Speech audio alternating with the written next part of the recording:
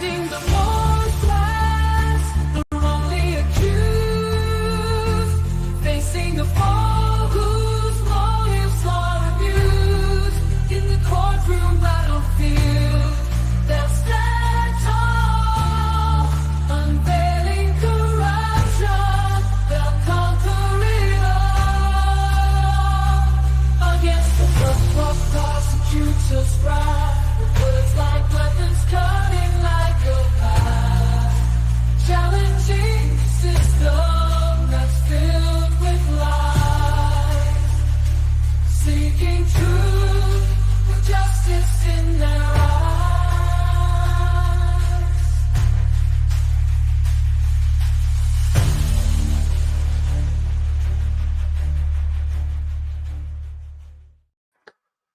Welcome to Friday panel show, Halloween edition.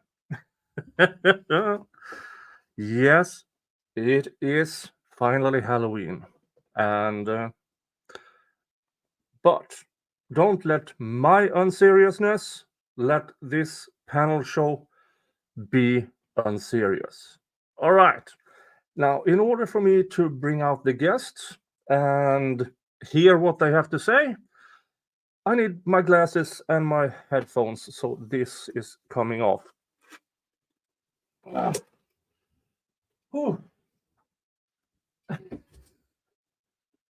ay, ay. How are you all doing out there? How are you all doing out there? I am hoping you all in the chat is doing fine. Doing fine. This week, this Friday, of course, has a theme. Well, besides Halloween, we have a bunch of plea deals, but more important, for me at least, there are 2 more on this trial and 12 more in the background awaiting trial. We all need to recognize that, remember that, and keep the pressure going on Fulton County. And helping me is a big word to say when it comes to our first couple of guests. Welcome to the show, Mr. Weinstein, Mr. Schardt. Hey, Nick. Hey, Nick. Oh, glad to be here. Having me on. I'm very honored to have you all here. I mean, I've been watching you guys for close to 2 years now, and from pre-trial to the very interesting Dorbert hearings, with my absolute favorite Dorbert hearing of all time, the pinch and zoom guy. I didn't know that was streamed. It was. It was one of the first thing I covered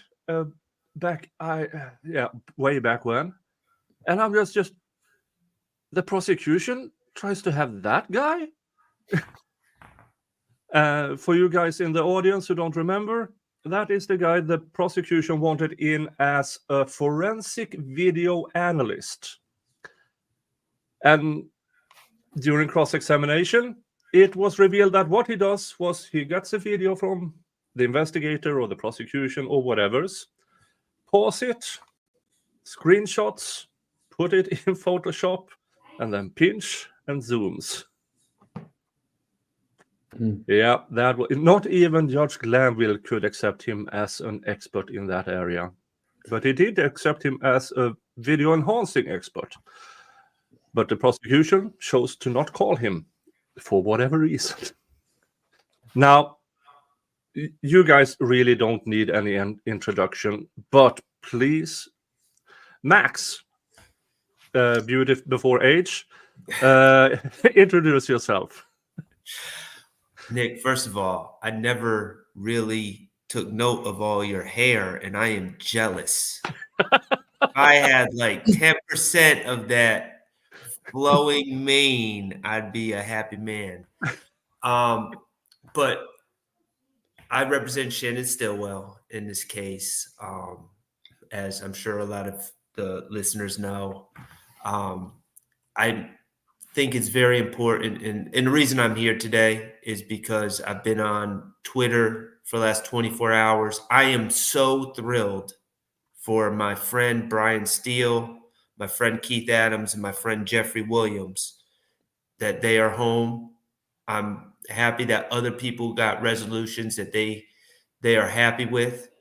But the reality is, I wanted to make sure that even if Jeffrey, of course, he's a superstar and we recognize that, and he is no longer in this case, I wanted to make sure that we did keep the pressure on. I talked to the people in the media. I was chastising them for even thinking about leaving the courtroom. The cameras are staying. And if I want people to continue to tune in, I'm trying to make myself accessible to the people as well, because it's a two-way street, and we really want to keep people engaged in this process because, as Attorney Steele and Attorney Adams said yesterday, a lot of this movement and a lot of the outcomes that have come, I think, are directly people paying attention to what's going on. So we appreciate that, and I want to make sure that continues. Yeah, I'm doing my very best for all the people in the audience. Watch everybody covering this, because every view on YouTube, Twitter, Twitch, Rumble, whatever, keeps the pressure and keeps the media attention. Because media wants to make money out of this, and some of the media has a moral responsibility and feels the moral responsibility, but they can't let it go if we don't let it go. Right. That's right. That's right. And yes, I'm Doug Weinstein. I am one of Diamante Kendrick's 3 attorneys in this case. And Nick, it is good to be on again to your show. I really can't say what I wanted to say, what Max had to say, but I can't say it any better. Obviously, I too am thrilled for Brian and Keith and his entire team, this huge team that worked on this case, and that is a resource that will be so sorely missed going forward, as well as just having them around, along with all the other attorneys that we've lost over the last week. And to have to continue on with Max and no other attorney there to water him down is obviously a challenge for me, but I will do my best. I want to repeat what I am going to repeat what Max said, even though I'm not going to say it any better.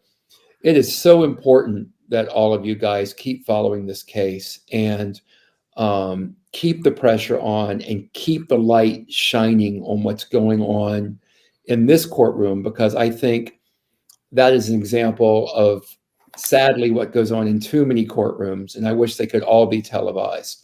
But I want to keep it on in this one at least, and we appreciate your support. I think I haven't spoken to Law and Crime or whoever's paying for this pool camera, but I imagine that as long as people are getting streams, they'll keep the camera there. So if you guys are streaming it, I'd love you to keep doing it, because I don't know what will happen if the streams drop. I haven't specifically asked about that, but to the extent y'all can keep watching and they can keep eyes on things, then I'm hoping that feed stays there. So, yeah. And also, if y'all don't know this, and I've said it, Max has probably said it, the guys know that y'all are supporting them. They see your social media posts. I show them. I'm not going to speak for Max, but we all watch the streams and they see the comments as well in the streams. So it's appreciated by Diamante. Absolutely. Yeah. Oh, okay. Thank you so much for the introductions. And today is partly about the plea deals, and I have to address one thing that Bruce Harvey got the first deal, and the look on Miss Hilton's face when he argued back. Oh, they did not expect that. And just a question: the somewhat success in these guys' plea deals, how can you use that? Or, on the other hand, how can you stop the prosecution from using it? So, if you're able to answer it. well, the bottom line is the jurors are to know. The point is that the jurors are not supposed to take anything from the fact that people are not at trial starting on Monday. Obviously, we've gone from 6 people to 2 people. I've gone from the back row. Now I'm going to be in the front table, I'd presume.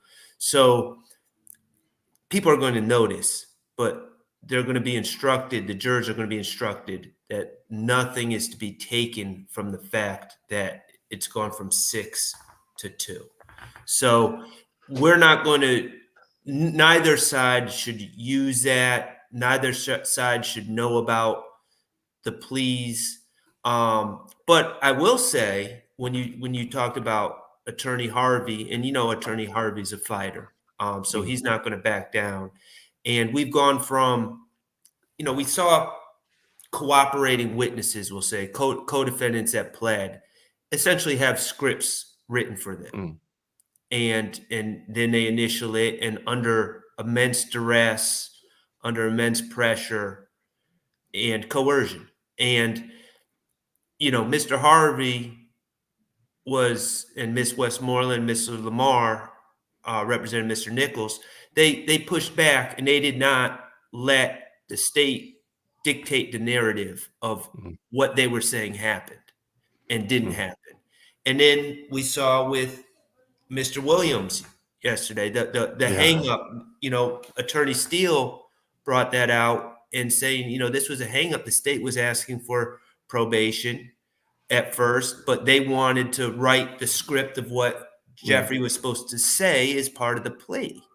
And they pushed back on that. So I think what we're starting to see is people push back on the state script and the narrative that they're trying to put out there. And of course, that's all we've been saying from the beginning, is that narrative is not correct.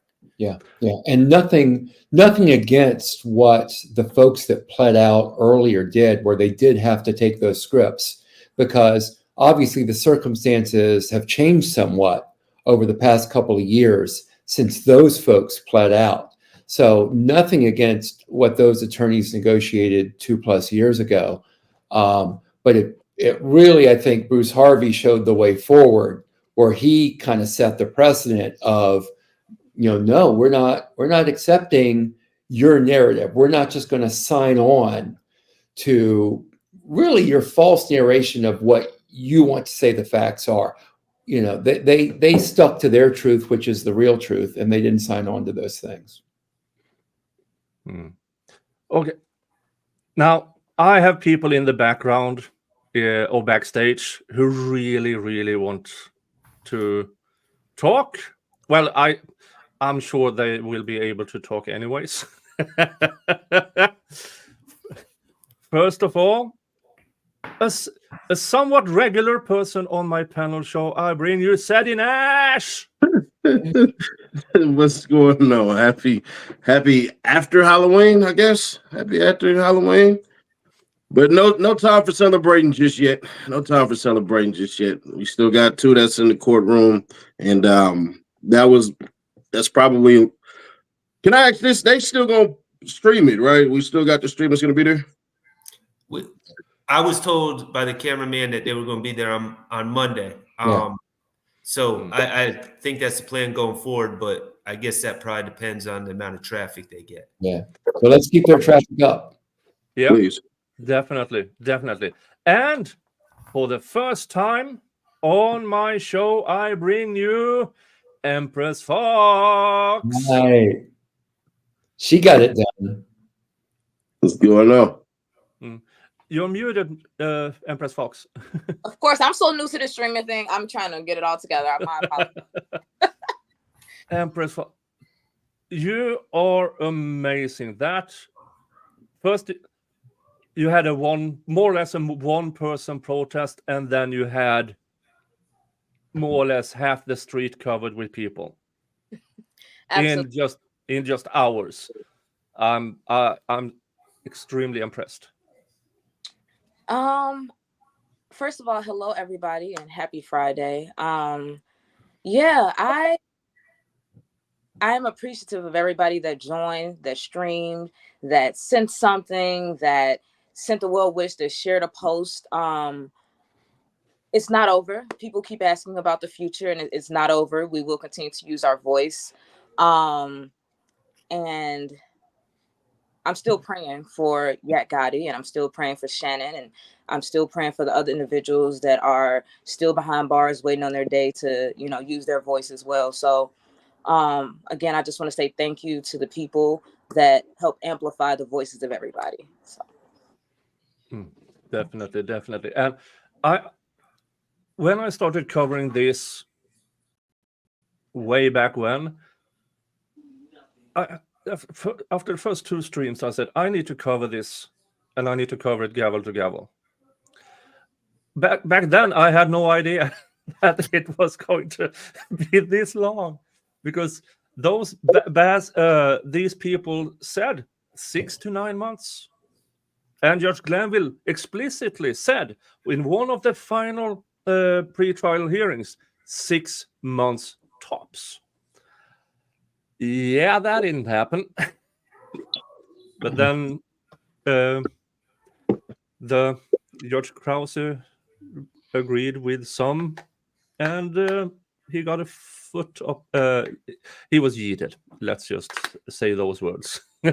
I have other words, but out of respect of the surroundings, they don't need to be associated with the words I want to say. Now, well, the floor is free.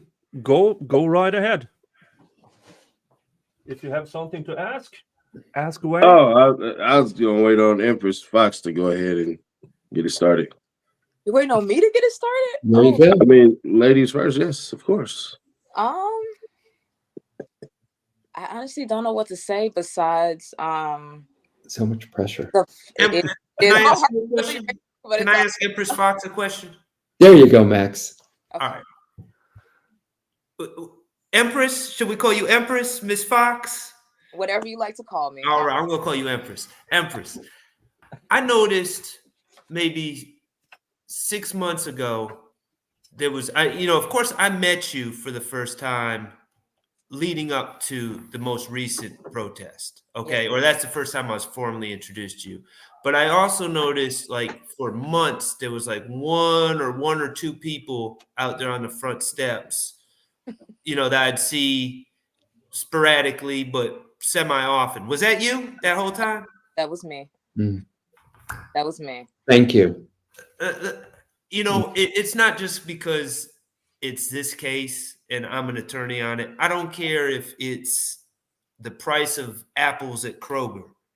The fact that you are getting out on the street and trying to organize and turn things into action, as opposed to, nothing against the internet, we're all on the internet, but opposed to just complaining about it, I salute you. Okay, so I appreciate you. And I saw you out there for the longest, just lonely as can be, but I noted it. I figured that's awesome. One day somebody would, join me. I was telling people as I was going out there, but of course, sometimes it's last minute. Everybody can't drop what they're doing or sacrifice whatever they're doing to do that. And for me to come out there, I got a lot of flack from, oh, you're not even from Atlanta. But for me, I don't care where your voice is from, if you're coming to speak. And what I saw personally was the injustices that continue to happen day after day after day.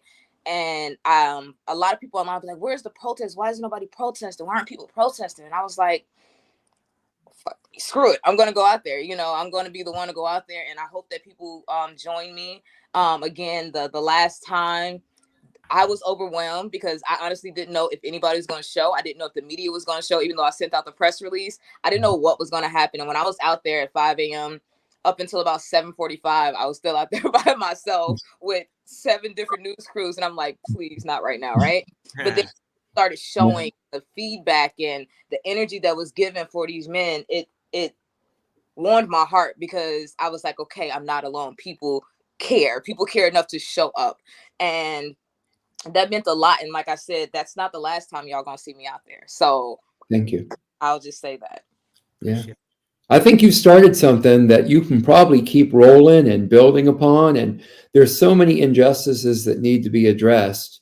I mean, obviously not just with this case, but I think maybe this case and through your action is going to spur people on to look at the whole system. And I have a feeling you're just going to keep going, right? I sure hope so. I mean, since I started protesting about this case and talking about this case, my inbox is filled with various cases in Fulton County, various cases around the country. And so I know that my job isn't done, and I know my job is just getting started. And I hope that other people utilize their voice in whichever way possible, because that is our First Amendment right to speak up, to say whatever it is we feel. You know, consequences come sometimes depending on how you decide to use that First Amendment right. But in cases like this and in other cases that I've seen, I think the people's voice have made a tremendous difference in those cases. So we're going to keep fighting however long it takes. And other people, again, you guys saw me out there by myself. So that just goes to show, if you feel inclined to want to protest, you can show up to that Fulton County courthouse by yourself. You know, it's a little strange at first, but people literally stop and ask. The whole time I was there, like, this trial is still going on. And even people that were at that courthouse was stopping, asking questions about the case. So I think that every voice counts. Yeah, and these were real people, not taxi drivers or Uber drivers. Yeah. Well, you know, you don't get 1,000 voices speaking till you get 100, and you don't get 100 till you get to 1. So I think you've really started something here, and I applaud you for that. Thank you. Yeah. But for me, from this side of the pond, we do not have your First Amendment. Really?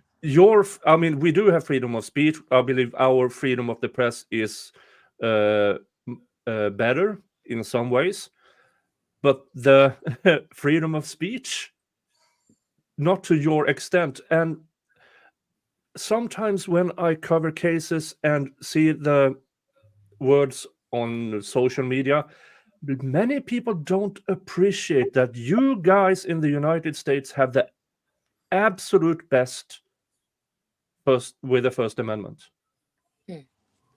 There's nowhere else in the world that has that thing that you have. You need to protect it. And because once it's gone, it won't return. And I think that's one of the reasons, one of the many reasons that we're so hot on these, or at least I am, I think Max as well, so hot on these lyrics issues, because it is so offensive to, I think, the American idea of the First Amendment and how we view that freedom of speech, and the fact of using people's artistic expression against them. I obviously, you've seen my tweets, you've seen my social media, you've seen me speak up in court. It's a particular passion of mine that extend beyond this case. Yeah, that was something that was big for me, because on the side, I do music, right? But I'm also been in the entertainment business for 18 years. And to see that not only in this case, but a couple other cases, the freedom of speech when it comes to artistic expression and music has been on trial, essentially, right? And to me, I just wonder, because I'm not in law, so I'm just speaking from a layman right now, but it's like, this case was a major case that I feel like could change the trajectory of how that works, right? Because, right, so I can't talk about, you know, the violence or any of that stuff. And it's like, that's fine, right? But at the same time, what does that say about music in general and where we're headed with the freedom of speech and artistic expression? I feel like you can't tell someone how to do their art, right? And if we say that in this trial those lyrics were a major component, right? What do we do about the rest of the music that's out there? And how do we then, how do they think that that's going to work if you police this person and that person? It puts people on edge to not want to do their craft. And if we're going to put music on trial, then I feel like at that point, they then seek to put, you know, painting on trial, or, you know, however you express yourself artistically. And that, I feel like that's something that we need to really pay attention to, especially Miss LJ Hall was telling me about the bill that's in place, the rap bill that they're trying to push through Congress. The Rap Act. Yes. And so I think that that's something major that a lot of people need to pay attention to, not only artists themselves, but people that listen to music, because that'll change how you listen to music, and that's going to change your mood. So, yeah. Also, an example from this side of the pond. Early 90s, the Norwegian black metal scene, late 80s, early 90s, and there were actual murders and burning of churches.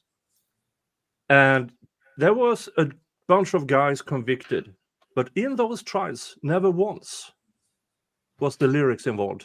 And they actually described it in the lyrics, because in Norway at the time, no, you don't touch art.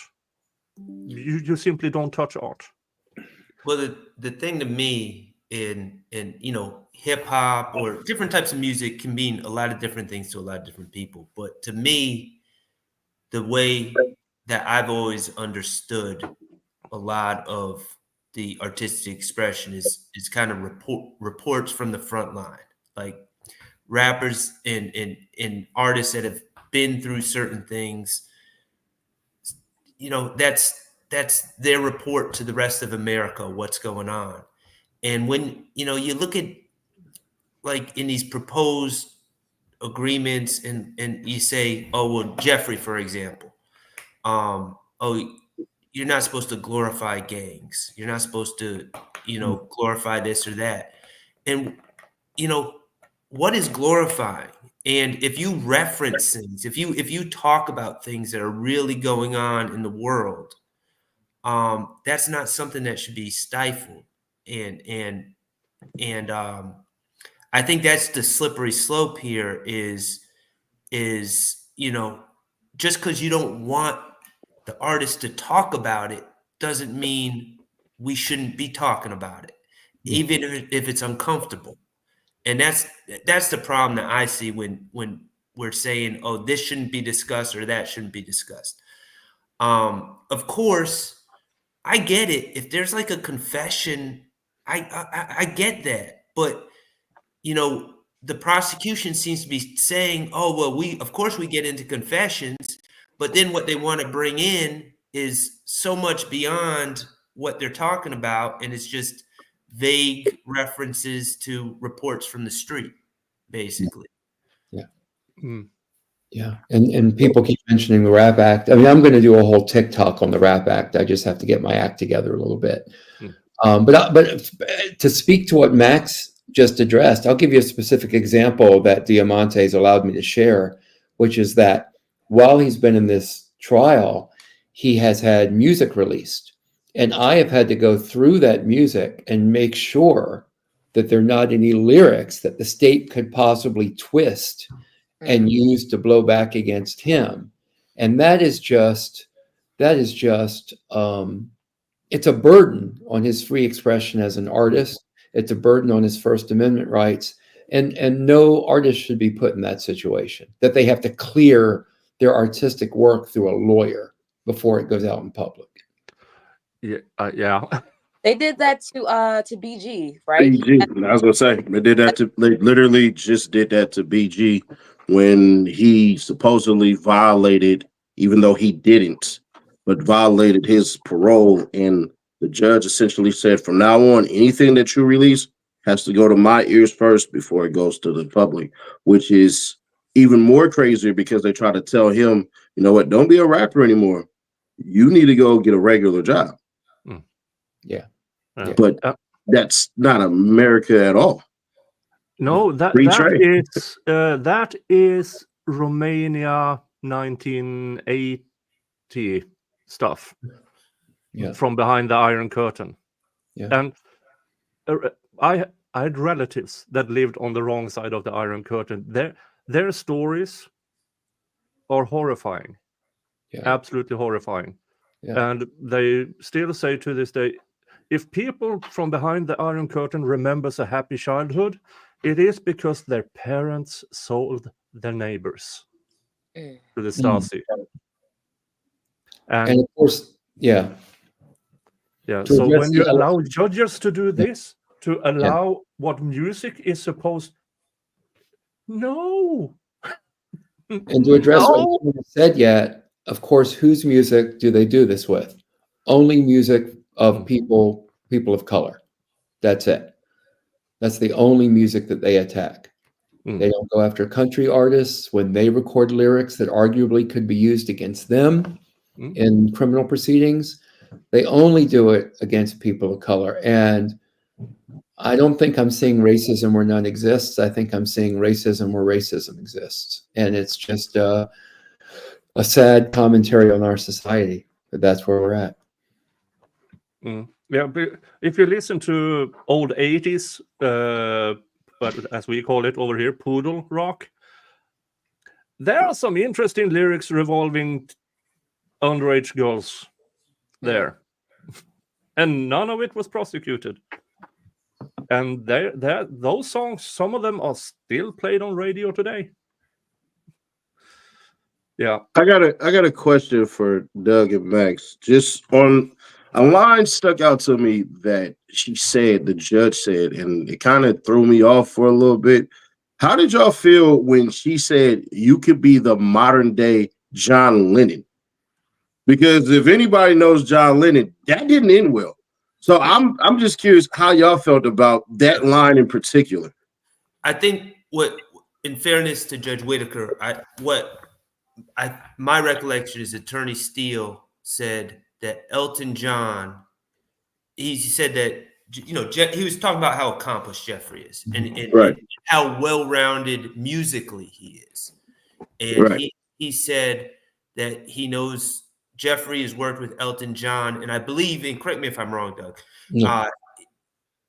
Elton John told Jeffrey, or maybe told Brian about Jeffrey, that he felt Jeffrey was the modern day John Lennon. So it was Attorney Steele who brought up John Lennon. And I think Judge Whitaker was trying to impress upon Jeffrey moving forward,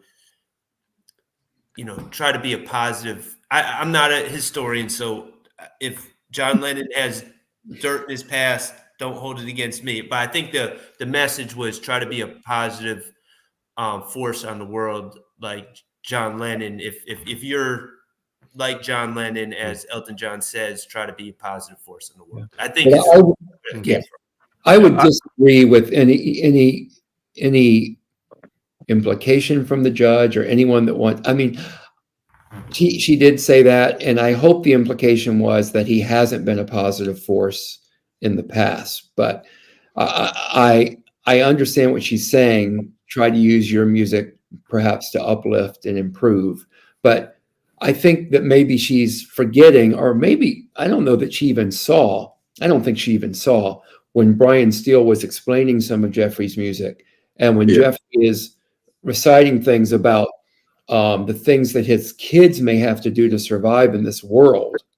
That is social commentary about where he grew up, as Max said earlier, reporting on those conditions and on that life on Cleveland Avenue. And I would not want to silence that voice or change that voice in order to have quote unquote uplifting lyrics in the future. But this is a complicated area, and I'm not well versed in it. And I imagine Judge Whitaker probably isn't as well. We're both, I don't know if she's a boomer, but I'm kind of at the tail end of that. Yeah, my interpretation when it comes, I still remember that cringe moment when Detective Dennis, or former Detective Dennis, brought up subliminal messaging and watching movies, and the Boys in the Hood, his interpretation of Menace those. to Society. For me, those are about being heard, not do what we do. It is, we know, we listen, you are being listened to. It's more of that rather than, hey, do as we do. No, I simply don't think so. And now Detective Dennis, for quite a number of years, have testified as an expert in court based on his wrong assumption, because he has been apparently trained by the DA's office or an employee of the DA's office, in my interpretation of what he said, instead of actual scholars in the area. Right. Well, that's kind of like the problem with the echo chamber and this training is, it seems to me, and I was trying to get at that with Detective Underwood. Well, have you attended classes? Oh yeah, I attended one taught by Viverito. And it's like, well, okay. And if we ask Viverito, I attended one taught by Dennis, and it's just a big circle without any outside influences. So, it's a bunch of law enforcement kind of getting together and reinforcing the way they choose to look at things, but that doesn't make it right. Yeah, it's almost as if they are trained to make it easier to convict rather than to understand what's actually going on. I agree. Oh, that's it. So- I had some great questions here. Okay. in Yeah, chat. I was going to ask one question in particular. The Honorable Yerat, thank you. Does the acts presented from the other four become prejudicial now that they're gone, or is the 1,000th curative instruction supposed to cure that? You want to take that, Doug, or you want me to? Go ahead, Max. Well, so we're in a RICO case. So obviously we've been hearing about acts, even when it was, when did it start? We'll just say when it was 6 of us. Okay. We were hearing acts of allegedly committed by other people.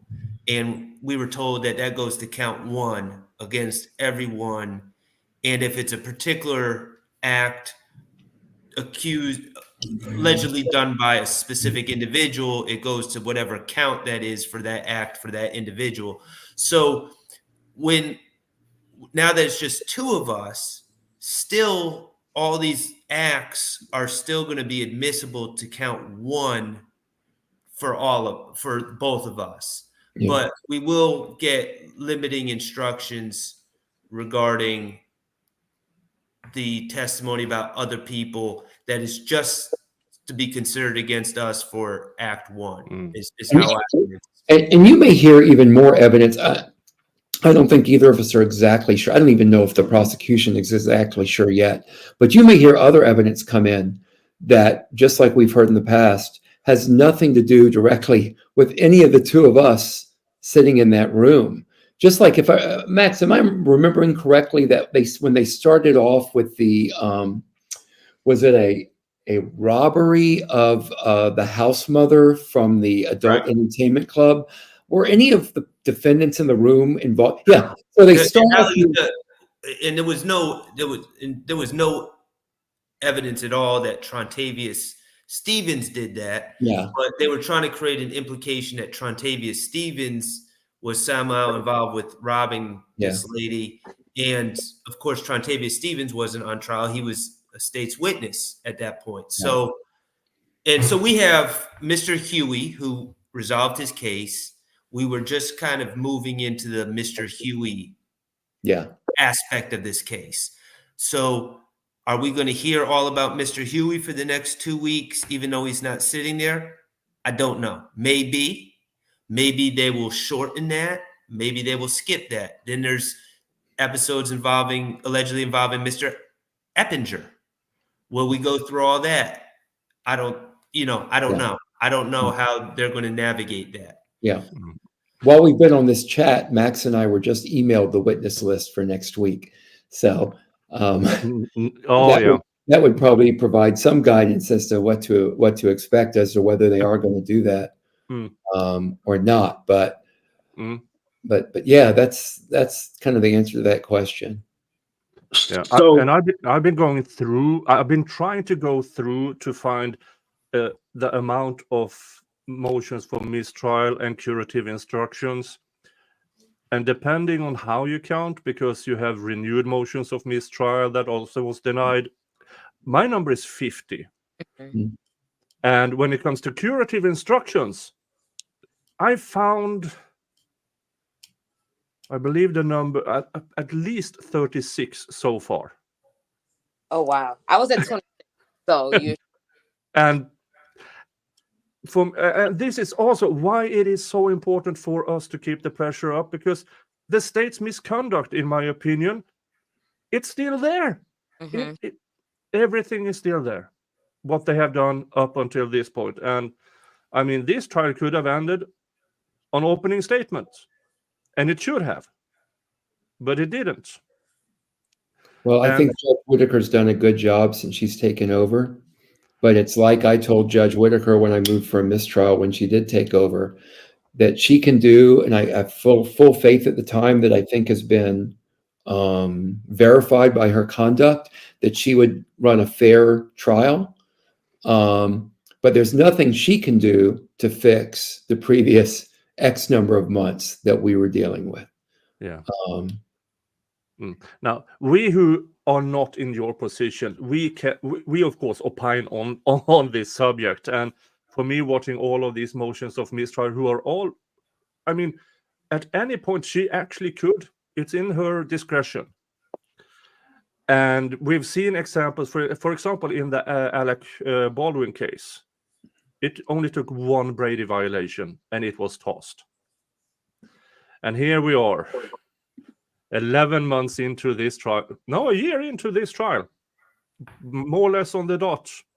What was it, November 2nd? Opening was- statement? It was somewhere around Thanksgiving. I yeah, remember. roughly Thanksgiving. I can't remember if it was before or after. I actually, according, let's see here, pre-trial, okay. No, opening statement was November 27th. Okay, well, Yeah. we'll have to roll a cake into court on that day and celebrate our 1-year anniversary together. With not an ounce of sarcasm. I think I've exhausted my canister of sarcasm for this trial. Jennifer Devine, what is going to happen with all the charges? Do some get dropped? Well, honestly, I don't think the prosecution is prepared to do that. They are well known to overcharge. If they could, they would bring in, and they still try. Last I saw with the intrinsic acts from current jail events, try to get those in. And yeah, if the prosecution could, they would add acts. But I'm fairly confident that they are less inclined to do so with Judge Whitaker than they were with Judge Glanville. And for you who follow my coverage, you know exactly what I think about Judge Glanville. But at the respect of people here, I don't want them to be associated with it, so somebody can clip those words. Now, speaking of words, we got a new guest here, and we already talked about her. And now we can all sit back and enjoy.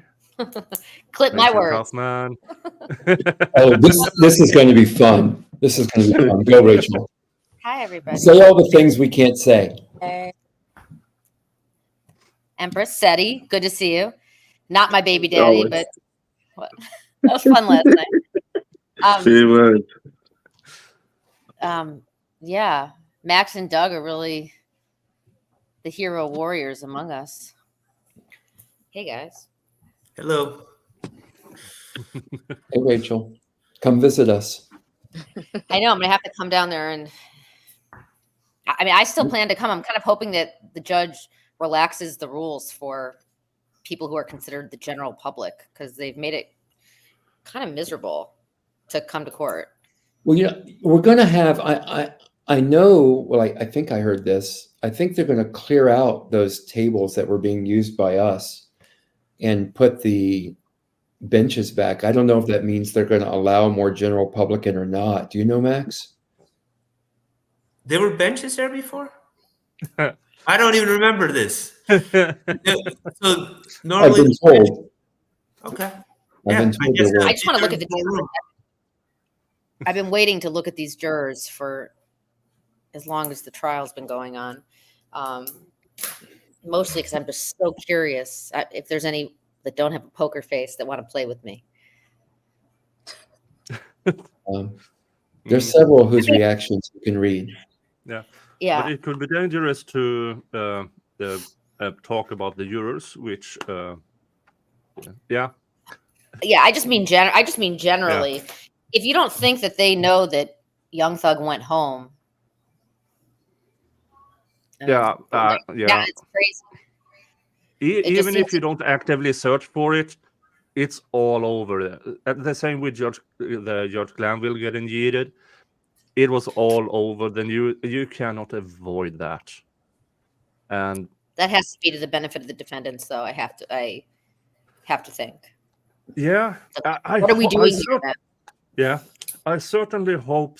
I mean, my dream from when I realized, oh, this is not going to be a 6-month trial, is that after everything is done, they will take the time it takes to sign the papers and then go in and say just say not guilty for a 45-minute deliberation. That would be. Oh, hello, Mr. Jingles. Hello. Yes, for you who don't know, who are new here, this is Mr. Jingles. Aww. He is our supreme leader of the Mr. Jingles Viking Thugs. That's actually what that's my client's nickname for Max, is Mr. Jingles. Hey. Oh, I tried to get that out with a straight face, and I couldn't do it. Were you guys in court today? Doug, were you in court? I had court somewhere else. I mean, I had court in Fulton County, but not for this case. Yeah. I was in Cumming this morning. And Where? the one rule for Mr. Cumming. Jingles Viking Thugs, we are not unindicted co-conspirators. Are you outside agitators? Yeah. Is that illegal in Georgia, by the way?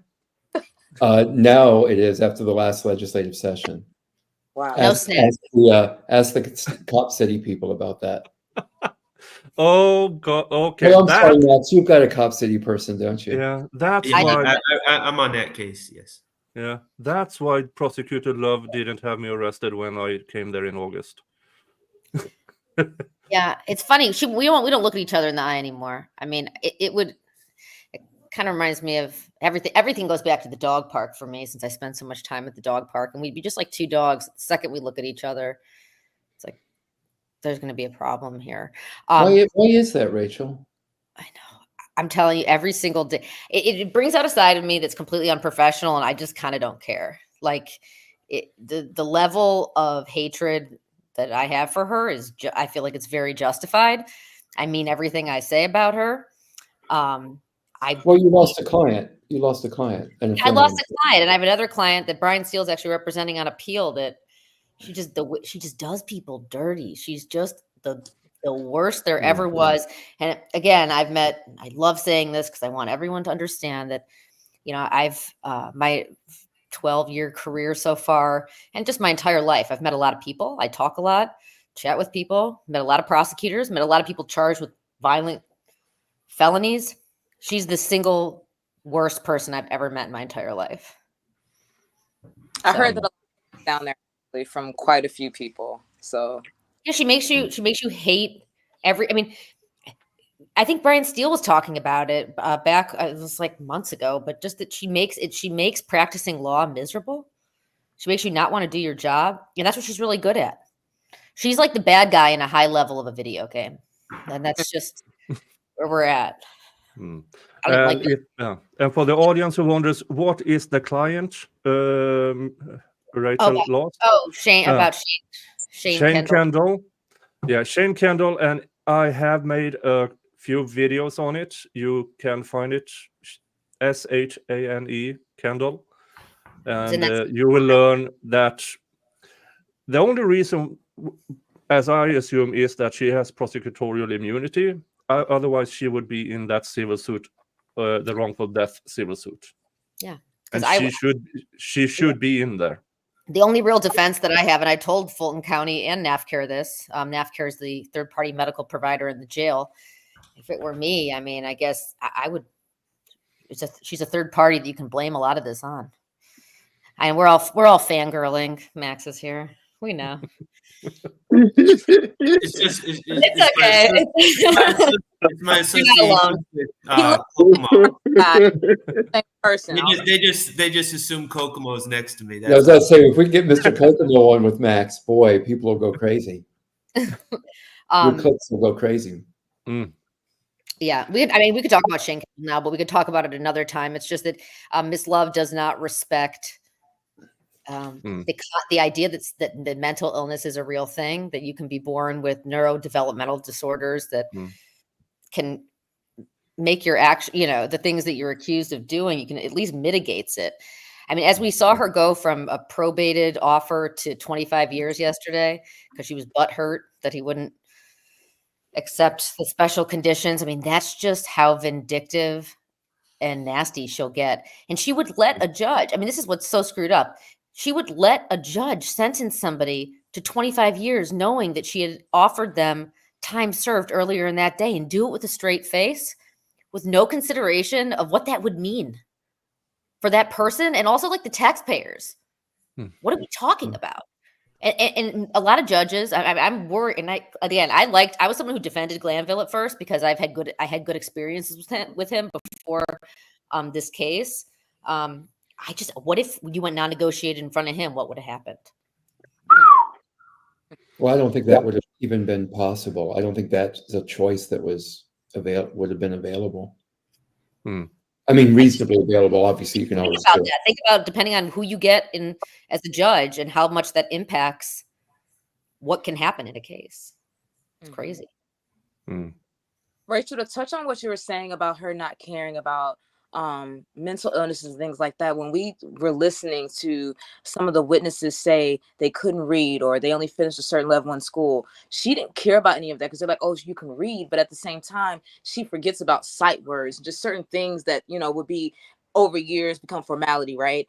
And that's something that I eventually want to get to the bottom of and discuss, because it's like it's a real thing, especially growing up in certain neighborhoods. Certain people, those things make a big difference when we talk about people's capacity of learning and understanding, especially when we talk about plea deals. And do you understand what this means? And these certain words, what those mean, that matters. It's just like a smart ass. It's like, okay, she says it's Tuesday. I thought it was Monday. I mean, yeah, they just want to get out. And what she doesn't understand is I felt like Derek Wright got a lot of shit for the way that the people felt like he represented. That's Sledge, right? Yeah. Sledge, yeah. Antonio Sledge. When he got him that plea deal and got him out of custody, he was a hero. And I think when at the time, you never know what's going to happen. So I guess you have to prepare for everything. But the likelihood that they would actually put him on the stand, when you're considering the plea, I mean, it's like, just sign it, get me the fuck out of here. Like, but there's a reason for that too. His mother was on her deathbed. Yeah, so it's not that she was on her way out. Like, if you kind of rewind it, the yeses were so fast that she didn't even catch on to it, that he was saying yes to things before she even finished the doggone statement. Yeah, and she wrote those statements. He didn't write those statements. And also, I just find it really interesting. Some people might not like know, legal words, and she can be condescending about that. Well, like whoever raised her without like basic integrity, ethics, empathy, sympathy. My dogs are growling at it. They're like, yeah, but they have a lot to say. But yeah, I mean, so how dare she? Two things that I'm going to leave. I'm not trying to stop anyone else from talking. I'm going to leave the personal stuff alone because of my role in this case right now. But I will say that two things that I feel not great about is that have happened, and I feel like I had a role in it to some extent, is I don't feel great about Mr. Attorney Wright getting what he's gotten on the internet. And I don't feel great about Mr. Sledge being locked up. And I'm not pointing at the judge. I'm not saying anything like that. But one thing that I don't think people realize, and maybe they're starting to realize from this case, how many pleas are a direct result of I'm in jail, either without bond or I can't make bond. And if I say I'm guilty, I go home. And so we're all saying, you got to remember, Mr. Sledge was in a position, he doesn't have an attorney that is signed on to try the case. No one has been given appointed attorneys. Everyone's got to wait several years. He's got kids. He was in a tough position. And just I'm thinking of this from an attorney's perspective. You always want to tell your client, do not say you did something you didn't do. Don't do that. But then how do you say that to someone who, if they say it, they get to go home to their kids and get to provide for their family? All of a sudden, it's like your morality, you're trying to impose it on them when it's easy for you to say, because you are going home. And I just hate that. I know that that's the position Derek was in. You're not at the Holiday Inn. You're at the Fulton County Jail where people are dropping like flies and dying. Right. So it's not even a question of like, would I rather be? I mean, you're not in a safe place. So survival over everything is kind of how I feel. But we have this thing called Alfred pleas, which we've heard a lot about in this case. And the original, just a little background, the original point of those pleas was, I think the original case, like the Alfred case in North Carolina, someone lost consciousness shortly after allegedly committing a crime, and they had no recollection of what happened. So the idea of that, the original idea of that was, I don't know if I committed it or not. Think about if you're drunk driving and get into an accident and you don't remember anything. But I can look at the discovery, I can look at the evidence and say, yeah, they probably have a good case against me, even though I cannot recall what happened. And that has just become more and more common. And now it's a way we say, okay, I want to go home. I remember everything. I want to go home. I don't want to say I did it because I feel I didn't, but I want to take the plea because it's in my best interest. So that's become what Alfred is now, but that's not how it started. It was really began with, I have a lapse of memory at that specific moment. And it's just become very common. It's sad because that's not really the way we're supposed to.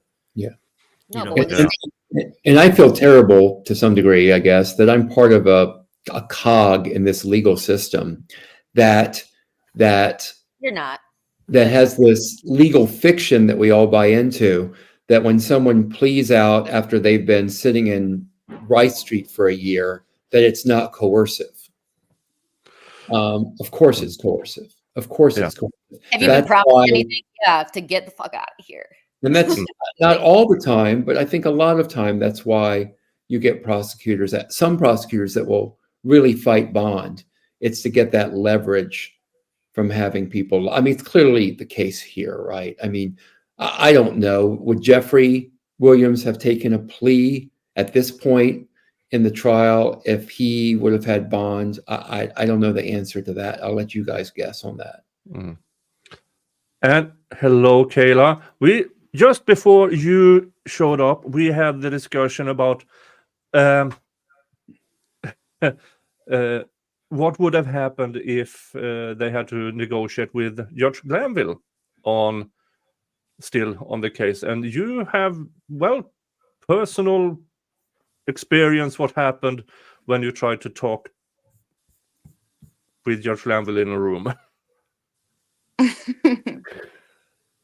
But again, thank you for showing up. Thank you. But every time you show up, it makes this panel better.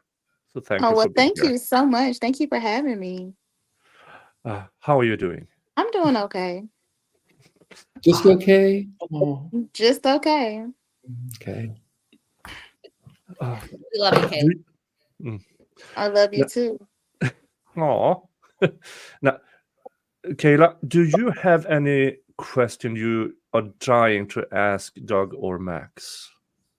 Well, Kayla's got my cell phone. I'm sure she can just call me and ask. That we can answer. In public. I don't have no questions. We're going to get a text later, Max. Max already got a text and he didn't Oh, respond. now I feel left out. My response time to text isn't always the best. No, I just said, guys, today is National Love Your Lawyer Day, and I just told him I need to send it to you, Doug, too. I just didn't get a chance to. That's Thank okay. I'm not hurt. I don't take offense to it. I'm too old. I need Rachel, I need to, to send it to you too. I need to call my significant other and tell her that's the day. And yeah, I don't think she will oblige to that. Well, Kayla said it's national love your Oh, lawyer. national. Not, Okay, not international love your Right. lawyer. Okay. Yeah. So She got away I'm again. sure maybe Sweden opted out of that. Yeah. Somehow we are not that popular over here. Do you have the same feeling? We get a lot of love in this trial, right, Max? Yeah. I And feel we the feel love. it, and it Yeah. helps. It helps. Yeah. Absolutely. Yeah. That's one positive thing that more and more trials get streamed. People see the actual work. Yeah. To me, Not- that's in 2024, an open courtroom should mean that everything's live streamed. Yeah. I don't know what I mean. And Why not? He's scared and in Fulton County, Judge McAfee live streams on his own channel He's the all best. his proceedings. And I must say, I like the guy. Me too. I like Judge McAfee. Me too. And speaking of getting streams from the court live, Miss Sylvia is here. Oh, now this is like an all-star cast. I feel like we're like the I great- knew this was coming. proud to Wow. be here. Hi, Sylvia. Hey, Hey, The queen. how are you doing? Oh, you look a bit tired. I'm good. I'm good. Did you have a late night last night, Miss Sylvia? No. Okay. Oh, Okay, I do have a question, Nick, now that I think about it. hey, go right Okay. ahead. So it's my personal opinion. I can be wrong, Max and Doug. Y'all tell me if I'm wrong. But I feel like from a lawyer perspective and from being in and out the courtroom and just being around that, I appreciate Judge Whitaker for taking the cameras out and for taking the people out and trying to drill down and get some order and get some understanding. I know a lot of people may not understand it, but I don't know what happened inside of there. But I just want to know, do you guys think that that was a good decision? To give them space to Hey, Max, what do you think of that, Max? Well, I mean, the reality is, I don't really always, I know that you guys aren't going to believe this, but I don't always pay attention to the camera and where it is. I will say over the last few days, when I don't think the cameras were in there, it really, the cameras, I understand why people want the cameras in there, but it's also when they're not in there, it's a great opportunity for me to let my guard down a little bit with my client, with the other young men. You know, I specifically have a client, right? But throughout this process, I've been around, forget about the attorneys, I've been around 6, 7 other young men that, you know, I go through a kind of a daily routine, and I have my own conversations and my own shared interests with all of them. You know, one, I'm not going to say each one of them likes me to talk about new words. One likes to talk about baseball. One studying for his GED. You know, so all these different little subplots are going on in the courtroom. And then I have Shannon, who I interact with. And it really allowed us to have some informal communal time, which I appreciated, because you can crack at each other, you can do what guys do with each other sometimes, and the cameras weren't in there. And so I wasn't mad at that. I understand why people always want to know what's going on, but I'm pretty certain with the lawyers that we have involved in this case, if there was something substantive going on, we would insist on the cameras being. Oh yeah, and the vast majority of the time, I would say, what, Max, 95% of the time, the cameras weren't rolling in there. Nothing was happening. Right. I mean, for most of that time, nothing was happening. And when something was happening, when the cameras were in there, it was more of something that if we had fewer people would be happening in judges' chambers. So I never felt like any normally public part of the trial wasn't shown. I don't feel like anything was hidden. Like, I can guarantee you, Bruce Harvey would have been jumping up and down if anything would have been going on that he believed should have been public. No, the only thing that would have happened is the same thing that happens normally. People would have said, Max is so inappropriate. Max is so inappropriate. If I were on that trial, I mean, my face shows how I'm feeling. There's just no way I could sit there with a straight face all day and not, I mean, during just when Adrian was doing the factual basis or whatever for her plea yesterday, I mean, I was screaming at my screen. So the thought of being in that courtroom and having to just like maintain composure because the cameras are going to catch you, that would not, I think I want cameras there, but I'm like, that might not be so great for me. I'm glad you guys got that opportunity to relax a little bit, because it is a lot to keep a straight face all day and kind of love doesn't hide it. Laugh. Like you can't really like, you know, pretend that this isn't incredibly serious, but there have to be moments of levity, but you're kind of prevented from doing that with the camera there. And, you know, sometimes I mean, this is so stressful for all the guys in there, right?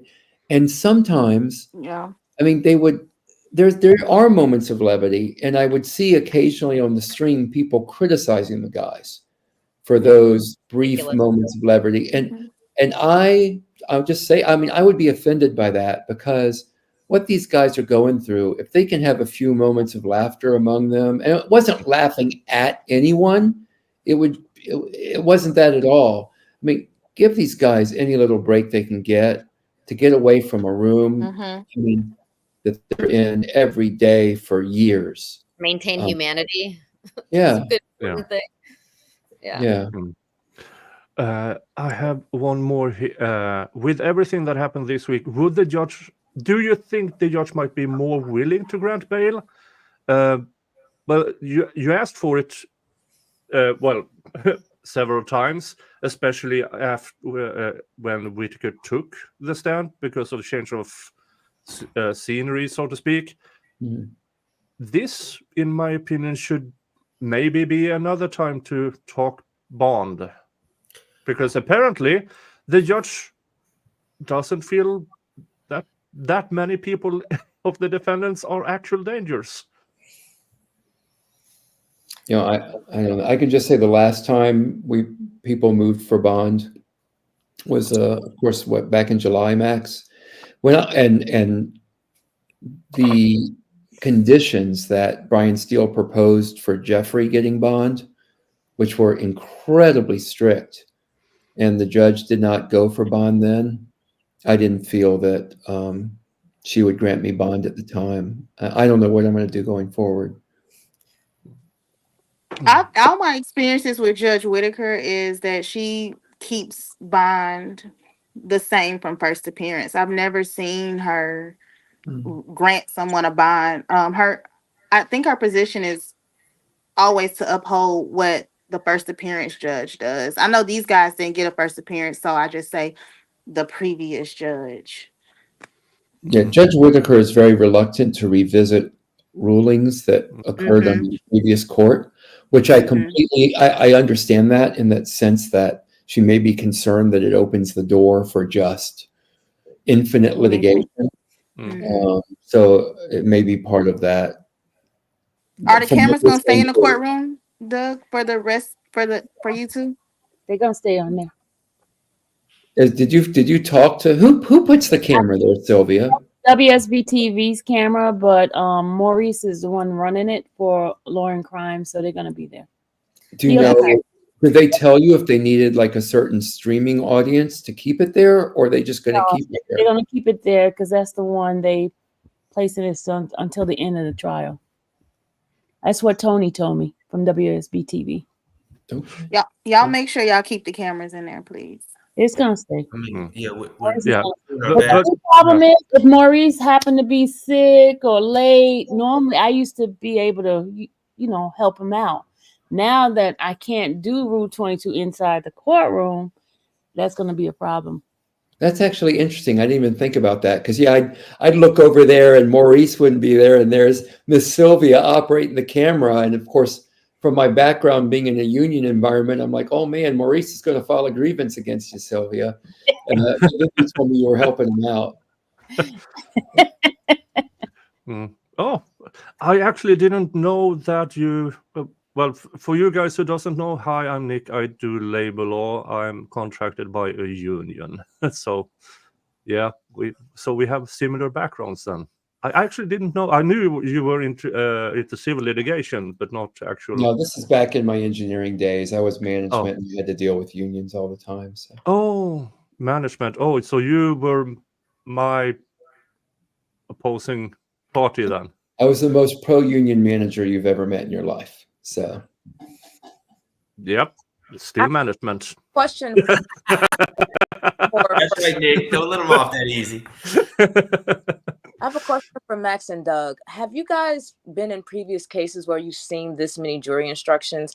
And I don't know if you can answer this question, or maybe Rachel can answer this part of the question, but how many jury instructions is too much when you're looking at a case that's been over almost a year and you're supposed to go through, and at this point you said almost 30 jury instructions. How does that weigh on the case itself when you have that many descriptive instructions? And have you seen it? So you're talking about limiting instructions. All So the vast majority of the jury instructions are going to come at the end, right? At the end of evidence. Right. So I think that so far we've had mostly limiting instructions and some curative instructions. And then we'll have very lengthy jury instructions at the end. I think it's a reflection on, I'm not going to say the thing everyone wants me to say, I guess. I would say it's a reflection on the length of the case as well. I mean, just when you have a case this long, there's going to be all sorts of issues that come up that need specific instructions. And yeah, that's going to be when people are wandering around the courthouse, like just aimlessly and looking for something to watch, I say to them, I say, don't go in that room when they're about to start jury instructions because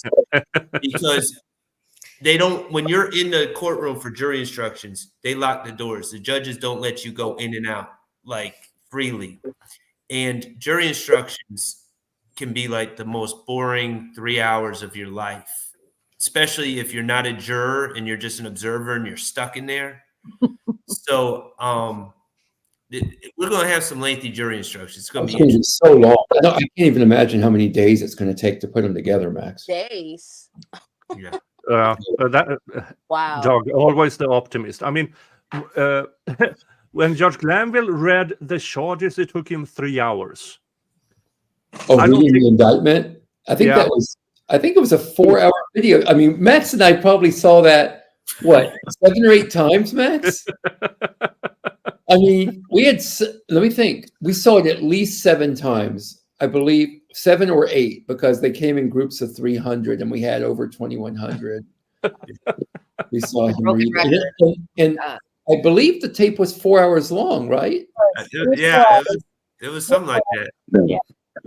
It kind of, the DA's office, and I'll say again, I know you guys can't really talk about it directly, but just in general, Fulton County's DA's office, I can't speak for other DA's offices because I don't think it's the same, but they seem to think that like it's quantity over quality, just in general. Like if Fonnie writes through her attorneys some like 10-page motion that really should be like a 1-sentence motion, she just thinks that it's like gonna work. Thinking that you're just gonna have hundreds of witnesses come in and somehow that's going to make your case of higher quality, you've lost your mind. And so having an indictment that long, it's just there's no way that there's no quality to that, and it's not to a true defense attorney. You're like, bring it on, but she's like trying to they try to intimidate people with the quantity that they like to, and that's one of Adrian's tactics. She likes to like load on discovery last minute in the middle of trial. She's been doing this for years to try to throw you off your game, just quantity, throwing stuff at you so that you can't focus. And they're rewarded in that office for that, and it's really unfortunate. Yeah, I mean, I must have read. I mean, we are talking about tens and tens of thousands of legal documents in my career. I was a documents analyst in the European Union for 3 years. I can easily say at least the motions from the DA's office during trial is some of the worst written motions I've ever read. Easily. It is so poorly written. And I brought up to my viewers, do you think they're using an AI legal helper? Because that rumor was spread around after somebody caught allegedly that on Miss Love's laptop. Yeah. And that is why it was overheating all the time. And I think it was Ian Runkle who told me, no, an AI helper would have written it correctly. So yeah, no, that's a human being who's writing that stuff. But yeah, I must say, it's almost as she has no legal training. But we don't know she does. Allegedly. Can I ask this? Is who's the last person we just had on here? I can't. Slime Light Shawty. Is he going to return? Winning Leah. Is he returning? And I'd have to refer to my notes, but my recollection is that he was still on direct, right? Yeah. I wasn't there. I think Katie was it was Steele had just Steele still had him up. Okay, so he finished his direct. Steele was crossing. I know I didn't cross him yet, so yeah, he's going to have to finish his. No? He said Quay. He said free Quay, and then I think that was a redirect, unless that was a redirect. No, that was when the state. That was Miss Hilton. Yeah. You're right. You're right. So he's going to have to come back to finish direct and then cross. He must be overjoyed. Well, we have a certain witness who's a frequent flyer in our courtroom, and I know she always enjoys being there. Oh, the custodian. Oh, she's always happy. She's coming back again? I don't know. I don't know if she's coming back. I thought it was her last time. I don't. Yeah, right. It's all a blur to me. Okay, I'm over an hour behind on some of these. Marlana Mac, do the pleaders change the evidence that can be brought in? It won't change what the prosecution will try to get in, because from day to day, we really don't know what they are going to try to bring in my opinion. But Doug and I mean, I- Max, the evidence that's in is in, right? So Right. The evidence that's in is in, and it doesn't really change the different topics, the different alleged overt acts that they're going to try to bring forward. That doesn't really depend on who is still standing in trial, but you know, it can make differences with some minor evidentiary rulings about certain statements and things like that, but I don't think it will make a huge difference as far as the length of the case or anything like that. yeah. This, Jeff, we already brought this up, but thank you so much. In the end, natural pauses, or if I have to force them, I will try to go through more and more of these so we don't get too far behind. The explanation presented to the jury. I heard from Papatregos on the Lawyer You Know stream. It's a curative instruction, and the jury is supposed to accept it. Okay, now we are forgetting that one. Now we are forgetting that there used to be 6 people, more or less. Yeah, new judge, 6 people, different prosecutors. It's disrespectful to the jurors and the defense attorneys that sit there every single day, and to not kind of give them. If I were a juror, I'd be getting really annoyed. Like, I want to know. You're telling me I can't look any of the stuff up, but you're changing things on me. I spent all these months and months taking notes on people's cases that now you resolved without us. I'd feel like I got left out of something. Thank you, Lancelot. We the people have to stand together and remove the people, those people from positions of power. DAs have too much unchecked power. Yeah, but the unchecked power is the Georgia Congress is probably, or they are, or at least investigating how to remove DA Fonnie Willie's argument about no, she is not a public entity. Can I say something about that statement, which is going to offend your viewer, I guess? I have problems with referring to the elected officials or the officials in the DA's office as criminals. We may not like some of the things they do. We may have some disagreements with them. I think it's a bit harsh to refer to them as criminals. I agree there should be some type of check on the powers of prosecutors. They have tremendous powers in our system.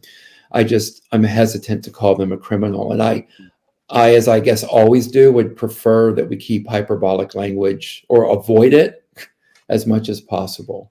That's all I have to say. But I'm glad you support us, but I'd rather keep things civil. Yeah. Some hyperbole might not be in favor of the defendants and their lawyers. No, No, I'm not saying that. I'm not saying that because I'm a defense attorney in the case. I'm saying that because I'm a member of society, and I don't think that hyperbolic language has served us well in the U.S. And I would rather keep to criticism that is more grounded in reason. From Anna Burnham, what was your reaction to seeing the state Nollpros murder charge? Yeah, that was interesting to hear. That, I mean, it's the bottom line is I'm just going to go back to that Nollpros. I assume we're talking about Mr. Nichols. That has absolutely nothing. That's going to have, if we do our job right, myself and Mr. Weinstein, it's going to have no bearing on Shannon's case or Mr. Kendrick's case. My only thought going through this, and I'm not Mr. Nichols' attorney. Don't get it twisted. That's Mr. Harvey. He did a great job, Miss Westmoreland, Mr. Lamar. But what I was doing is I was seeing a young man who I've talked to every day for the past 2 years that we've been in court, and who I have grown to like immensely. Yeah. turn into the next chapter of his life and hopefully getting back to his family sooner rather than later. So Yeah. like I was happy. I mean, I wasn't analyzing it strategically because I don't think it's going to affect us too much. I was just happy for the person. And that's kind of how I feel about all these young men. I was happy for Jeffrey.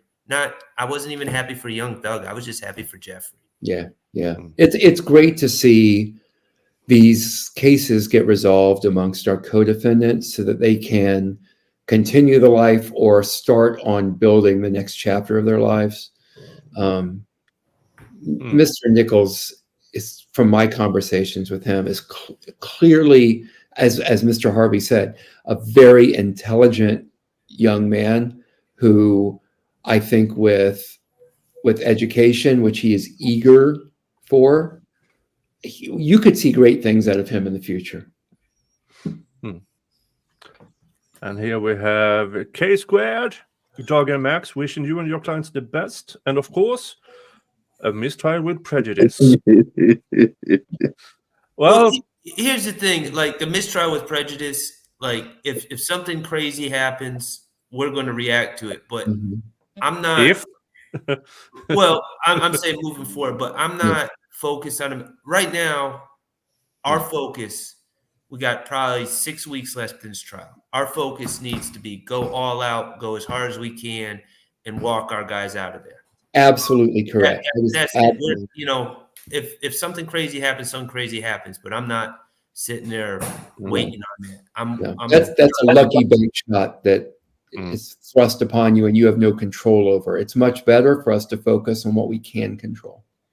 Well, what's beautiful at this point is you have to believe that just by the way that Adam Abadi got up after during the plea yesterday and tried to speak on behalf of Madam Fani, DA Willis, whatever, to say, what she wants. You can kind of tell they're scrambling and they've been thrown off course. And so to see how I think they're going to overcorrect in ways that are going to continue to strategically hurt them. And so, you can't, I guess, you guys can't expect a mistrial with prejudice, but you'll be listening in case they play they're going to try anything and it's going to be. Yeah.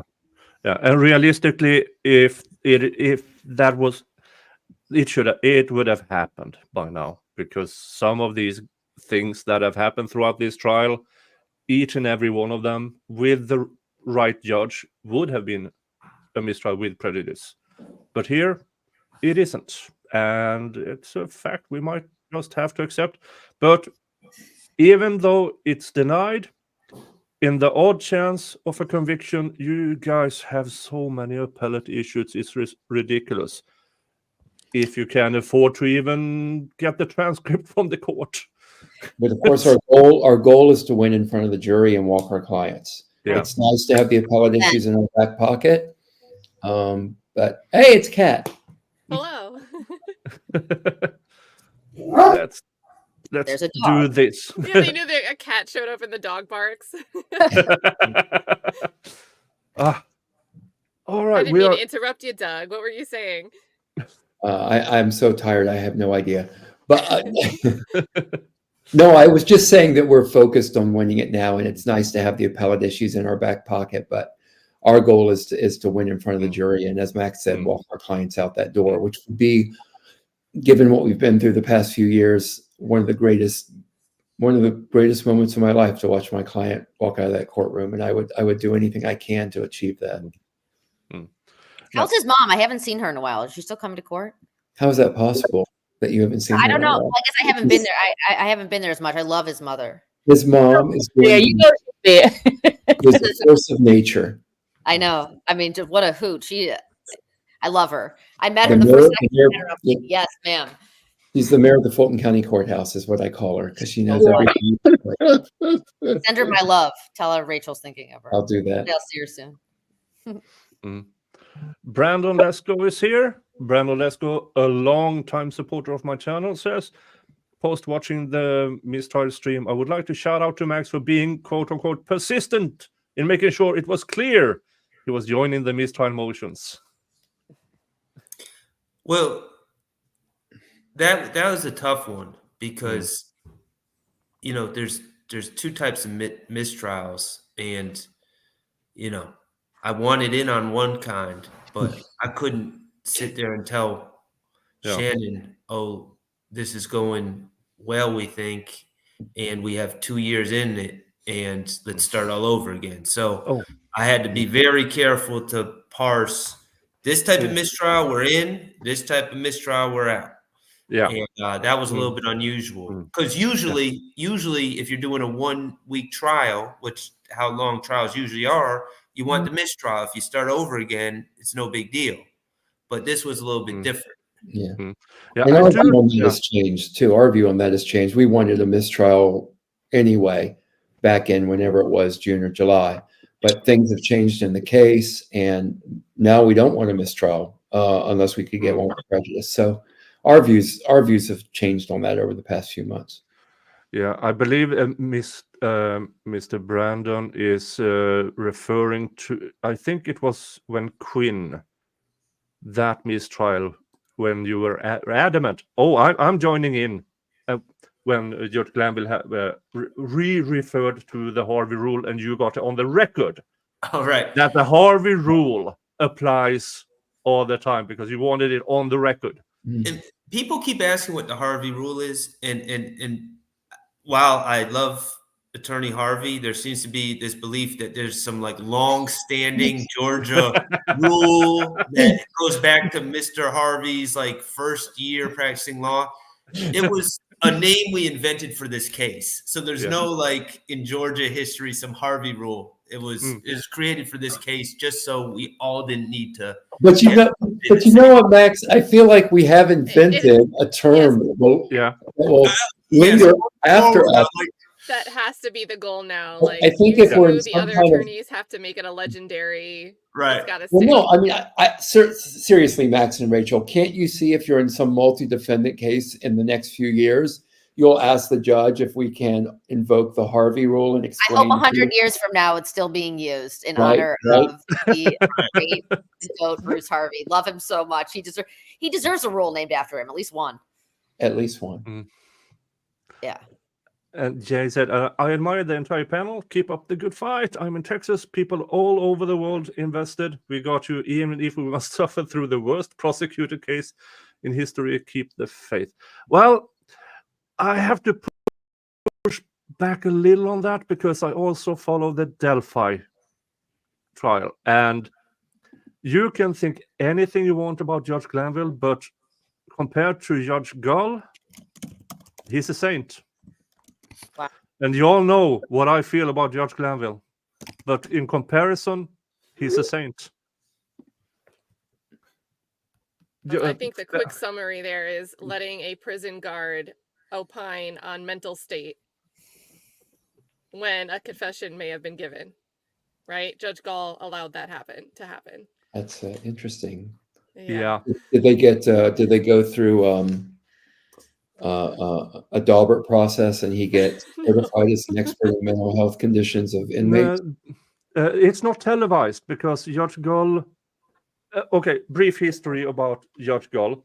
When Indiana, a decade ago, they didn't have this courts should be opened and allow streams and stuff like that. She was a big proponent in we must open up the courts. And now the only time she allowed cameras in court was the day she was going to disqualify the defense attorneys, which made them recuse themselves semi-voluntarily.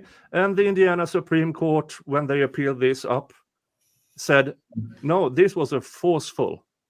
So they reinstated them. But that is the only time she allowed cameras in court, when she was going to chastise them for being unprofessional and then disqualify them. Since then, she blames her clerk for not filing the papers so the public can have access to it. Those were delayed by months. And then she blamed, after the Indiana she got a smack on the wrist there. then all of a sudden the papers reappeared on the docket. And it just, and I'm not even don't get me started on that. We are here for you guys. But yeah, oof. But yeah, that case makes me furious because of my history. For instance, I traced my family back to the 12th century. This is actually the face of a person who has an actual Viking history. I was going to say, are you a Viking? Because you look like a Viking. Yeah. Okay. And in the Delphi case, they had this third party. Oh, it's funny. Yes, that they are not allowed to bring in, even though it is clear from the crime scene it has some religious cult-esque proponents, Right. So and they are not allowed to bring that up to the jury. I think 2 days ago, there was one of the medical examiners, I don't know the exact title, gave testimony that one explanation could be that more than one person was holding the limbs while everything was going down. So the defense is going to try again to introduce a third-party culprit defense, which the judge has already denied, and they're not optimistic, it seems, is the read from attorneys in the courtroom like Andrea Burkhart. They're not optimistic that the judge is going to let this third-party culprit in, but of course they have to try in their case in chief once more to preserve the issue. But you have testimony that there had to at least been someone else there, and the judge is still like, yeah, this is a double homicide where a 13-year-old and a 14-year-old girl was murdered via cutting their throat in a ritualistic matter, in my opinion.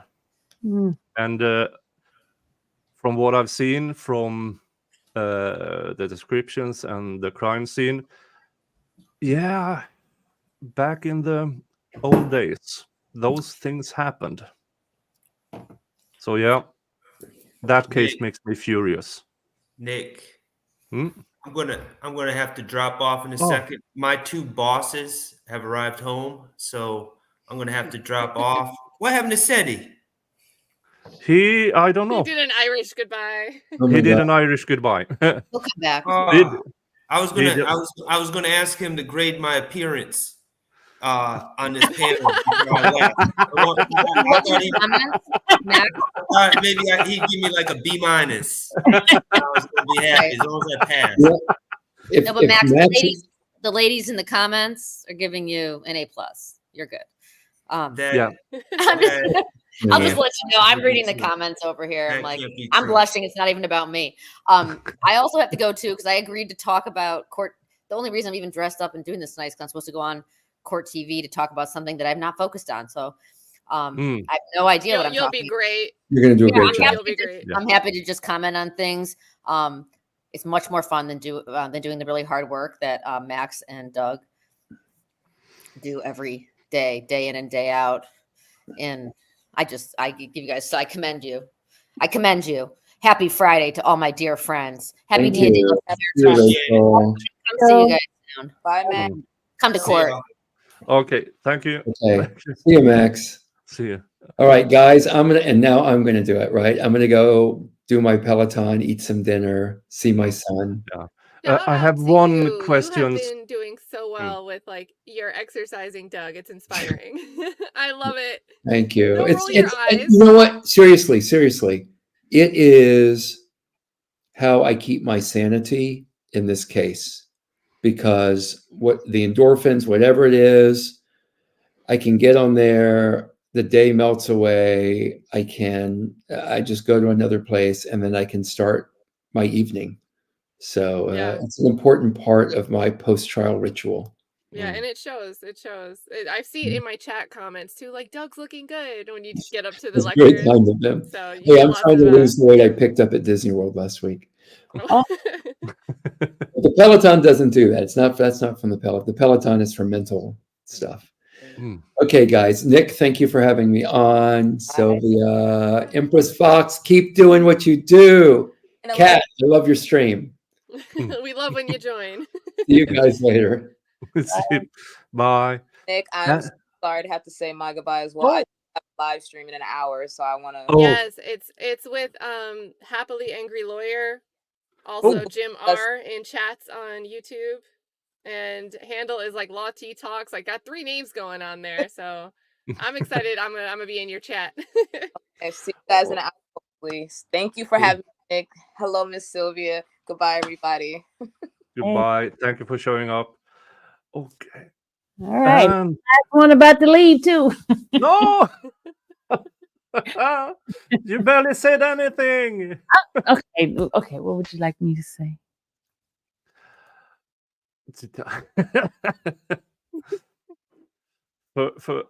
Yeah. How about that BS Rule 22 disqualification? Oh, but you know what?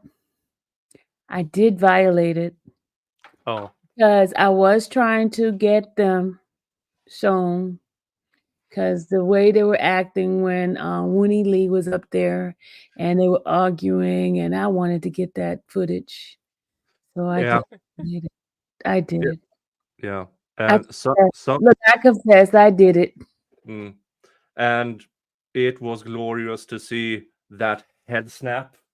But see, the thing is, here's the thing: when the big camera people do it, they've done it several times. They captured the jurors. They showed the door of the Moon Toon being arrested. That's not supposed to be shown. They did all of that, but I'm not a big wig.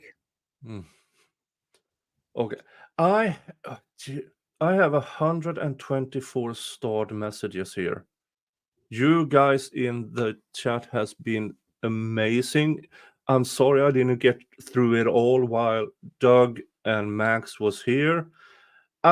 Just let me take a few minutes to show you all and my appreciation. NGB Nene became a member. Thank you so much. Okay. Golf. Is it appropriate time to say that I dress up at Tom Gillis for Halloween? Who's Tom Gillis? I gotta Google too. I don't know. My pop culture references are awful. Mariana Mack, realtor, became a member. Thank you so much. Oh, it's a golfer. Oh, it's a golfer. Okay. That makes sense. I have no idea. Love to see this. Max and Doug have inspired me to up my own game as an attorney. Good luck. Thank you, Sean, potentially criminal. The Honorable that Doug Slumstein and Moneybags Max. Love Nona Creations, member for 3 months. We loved you, Max and Weinstein. Factual Eye, did Steele ever get the McDonald's video? That No. was actually going to be Nope. my only question, is if Schardt, when he asks about reports, now that Steele is gone, is going to add in the compound question of, and do you know anything about video surveillance? And just start the questions. Yeah. And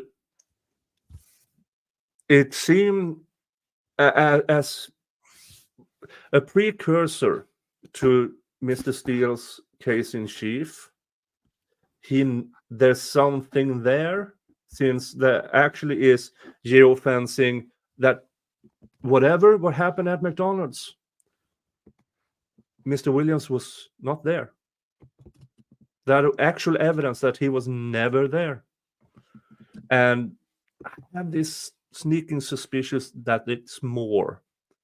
But his speech yesterday, what a closing argument that could have been. And this is for purely selfish reasons. I'm happy for Mr. Williams that he is out. I understand completely why he threw himself on the mercy of the judge. Completely understand it. I would share with you guys the experience of going to the jail, and they had like 2 black cars sitting there waiting, and we were in the front, and so he came out the back, and then we had to try to rush to get to the other side to get on the other side, and Steele was in the front, and you saw the video, right? Yeah. Yeah. The 3 musketeers in the car. No, he wasn't in. Jeff wasn't in his car. Jeff was in the black car. Oh. It was Who decoy was in the car. back seat?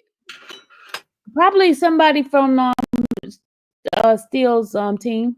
One No, of because those WBST said that he left with his attorney. I must have like read the Yeah. caption wrong. Yeah, no, they did say that. I only let it play once. They did said that. But the two guys, the bodyguard that was in there that came to pick up the truck, came to pick them up, they were all in two black cars. So one had them in there and one didn't. So you don't know which car he was Yeah, in. because I was thinking like that's a little weird. They got the windows down. Why would he be in the car with them? But all right, I guess. No, that wasn't him in the car. That was somebody else. I don't even know who it was.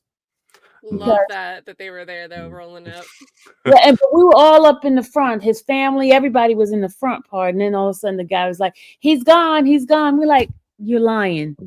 Yeah, we started rushing around to the other side and caught a glimpse.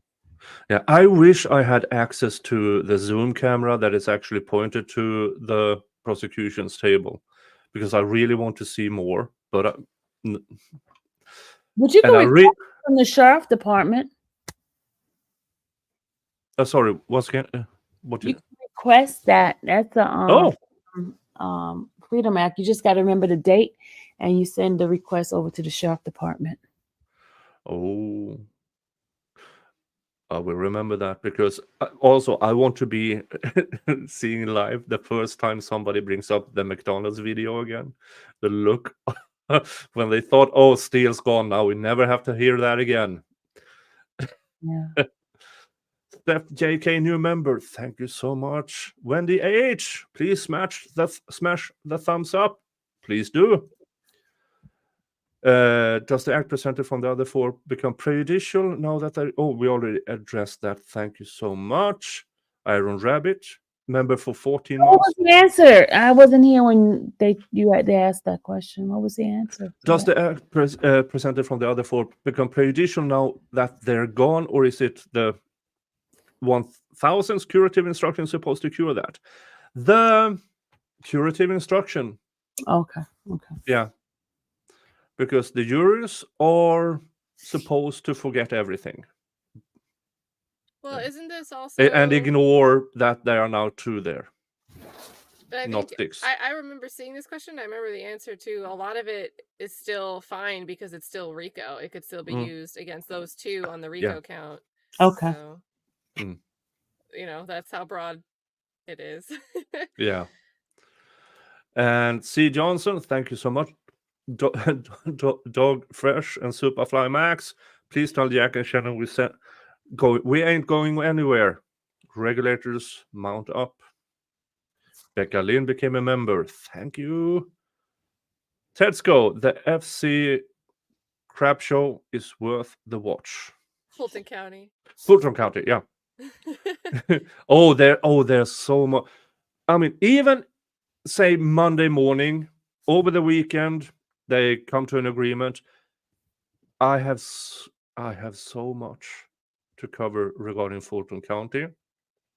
I might ask Katt's assistants, because the thing about the grape kits never being tested, I think you have the papers for that.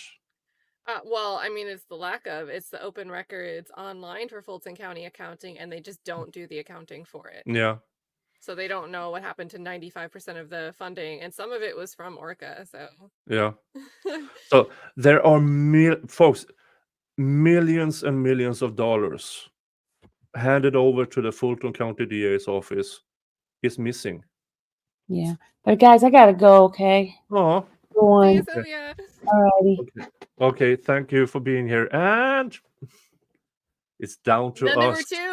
Then there were two. Then there were two. Okay. Let's see. Iron Rabbit gifted 10 memberships. Thank you so much. Arminor, salutations to all. I will be with you guys until the end. Blessing may fall unto you all. I'm here in Henry County, Georgia. Ayo. And thank you to Katt North Williams for 10 gifted memberships. Jennifer Devine, what is going to happen with all the charges? Do we got some get dropped? I answered that a bit ago. I don't think this prosecution is mentally capable. I can start using my preferred words now, since Doug and Max is gone. Yeah, I don't think. I want to say, did you talk about the Fulton County DA statement where they said that Jeffrey Williams pled guilty to everything, to all the charges? No.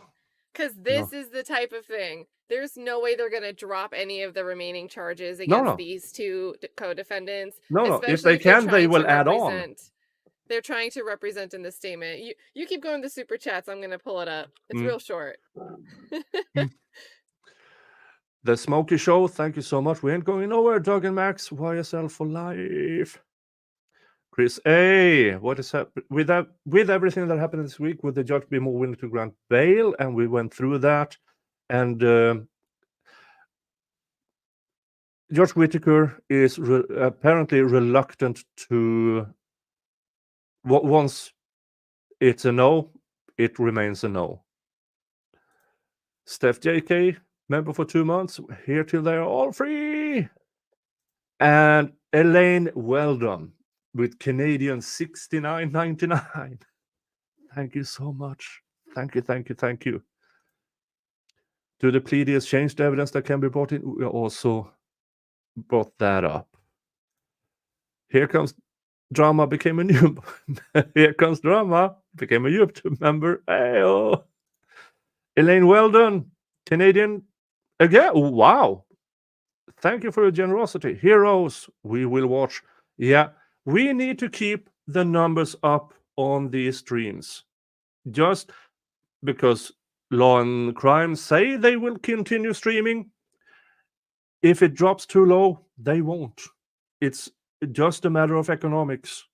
They survive on ads. And if the ad company says there's too low, they're gone. We need to keep it up. We need to keep it up. Here comes Drama, gifted 5 memberships. Thank you. Golf became a YouTube member. Thank you. I forgot to keep count here. Gwendolyn Garnett, support from England. Damn the corruption. I agree. Peace Peony, member for 17 months. That is more or less the entire time I have been monetized. Thank you for keeping it up yourself. Great panel. Keep up the great work. And then Golf gifted 50 memberships. It was fun in the chat. It was raining. Yeah. I mean, wow. Aisha Judd became a member. Mariana Mac, Realtor, protest next Friday. Yes, next Friday. Info on Empress Fox Twitter page or X page. And yeah, she drove from Chicago to hold that last protest. She's driving in from Chicago just to that. Cash Money Cast, thank you for your impact. Thank you for being here. Brandon became a YouTube member, but he has been a YouTube member before. He's just reappearing. But thank you for reappearing. And then Katt gifted 5 memberships. Another 5. Thank you. Yeah, I was hanging out in the chat for a while, listening to the panel.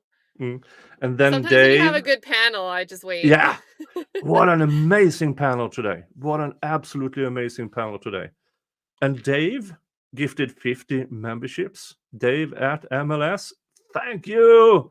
Dave shows up every once in a while on my streams when I need US-based lawyers' input on things. And I deeply appreciate Dave. We have been friends for a year and a half. Well, I helped him getting monetized, and then he got himself demonetized, but now he's remonetized.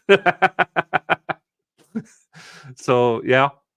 Oh, Dave also runs the channel Lego Law, and on December 7th, they interview people while building Lego sets. And December 7th is their season finale.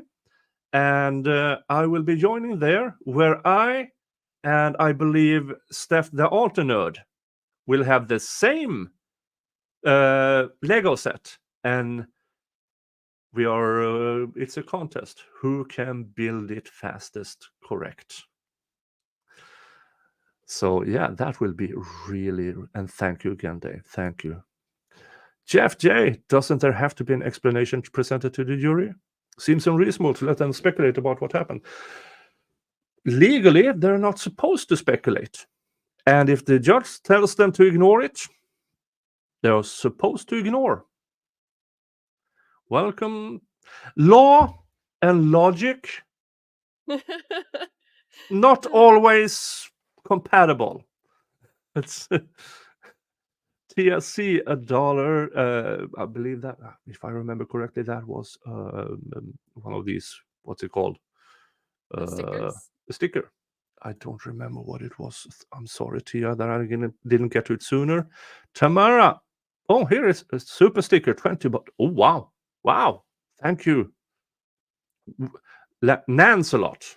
We the people have to stand together and remove. Oh, okay, we addressed this. Thank you again. And a burning question: what was your reaction to seeing the state null pros a murder charge? We also addressed that. It must be telling to Judge Whittaker that they are so easily dropping charges just to get the RICO. They are really. It should tell us all how much here is overcharged. It's an afterthought. I'm suggesting to you all, much of this case is an afterthought. They are after the RICO, but in order to get people to plead to RICO, they just stack other crappy things on top of it. Well, did you hear about the Clark Atlanta student? I just saw Phil Holloway post it. If Oki's in the chat, Oki tagged me in it. I put this up. This is how sloppy the DA's office is, and it's not just this case. Oh. What? We're fighting over it.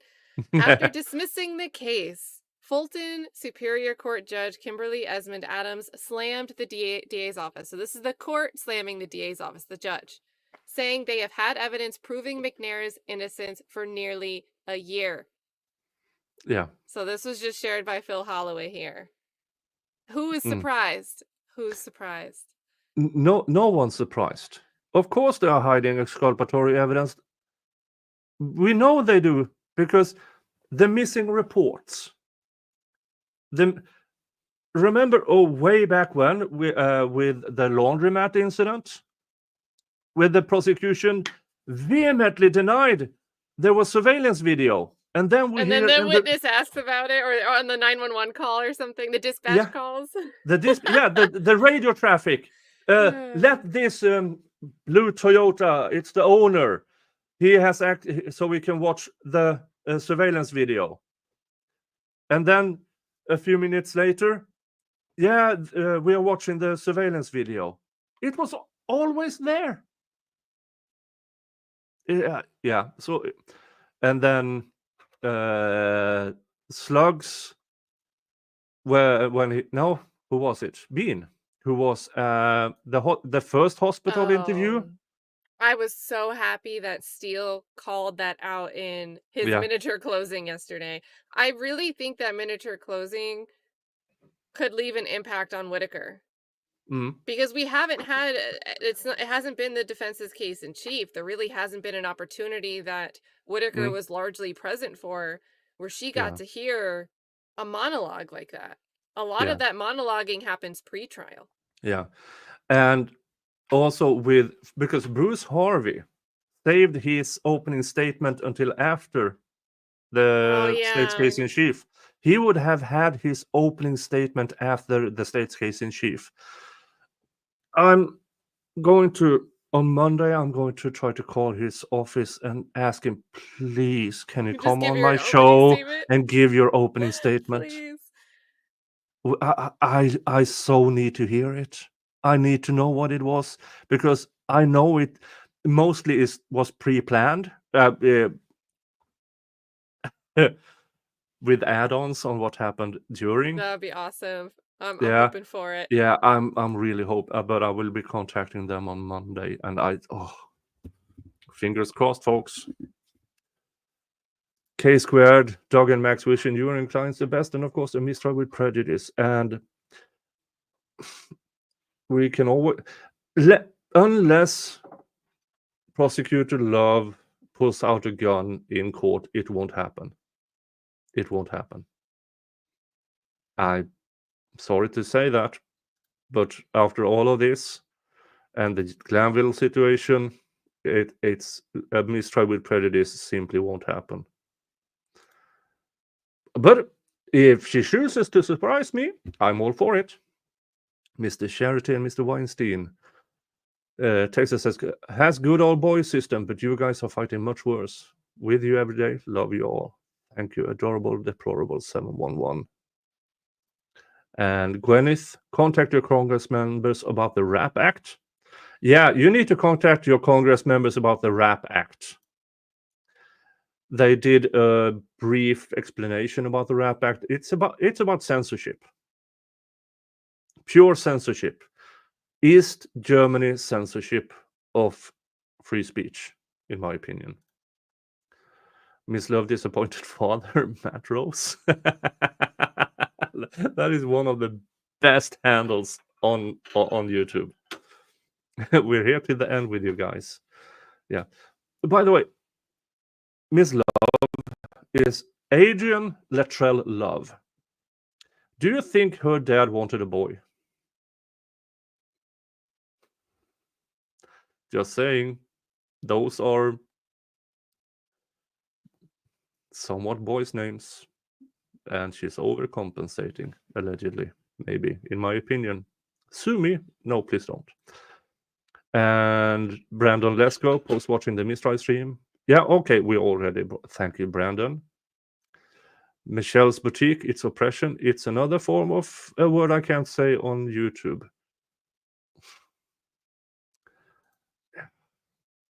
JZ, I admire the entire panel. Keep up the good fight. I'm in Texas. People all over the world invested. We got you, even if we must suffer through the worst prosecuted case in history. Keep the faith. Yeah, I understand. Because the majority of all people have not seen a worse trial than this. And sadly, I have to say, there are worse trials out there. One is current, the Delphi trial. Judge Gull makes Judge Glanville look like a saint. That's all I have to say. I have a bunch of videos on the subject if you want to deep dive into it. It's a separate playlist. And I encourage you, if you have the time, to watch it. Boss Bull, thank you so much. Jennifer Devine, Max speaks softly and carries a big stick, and everybody loves Doug. Yep. Miss Love disappointed father gifted a membership. Thank you so much. Brandon, I need to ask about, this was the one that I missed asking the guys. I need to ask about my biggest shocker of the trial. Do you gentlemen think that playing 68 comment was attacked hard enough? No, I don't think so. Well, funny from this seat, the corruption coercion is shocking. I agree. gotta say though, the entire, like, there's certain things when the trial stream is going when I can tell that the chat is starting to move extremely fast. Yeah. That means people understood what was just said. So this moment when this isn't a 68 or whatever, the chat was booming, which makes me believe that, the phrase was probably picked up on by somebody sitting over in the jury. So Okay, I see in the chat that those are unisex names in the Black community. Didn't know that. But the comment I got when I found out that her name was Latrell, immediately people said, "Oh, that's a guy's name." I'm Swedish. I don't know. YSL Quez. Hey, it's little Quez. Yeah. It's Quez and little Mike. Yeah, Quez is here. We found him. it was funny. There was also people saying that it was Mike and Quez in the back of the car with Adams and Steele driving away from the prison facility. Oh my gosh. Never forget those names after this trial. Like, please keep that joke going, you guys. Yeah. If an unindicted co-conspirator should always be Quez or Little Mike. An unknown unindicted co-conspirator. The third party culprit. The third party. The third and fourth party. Yeah.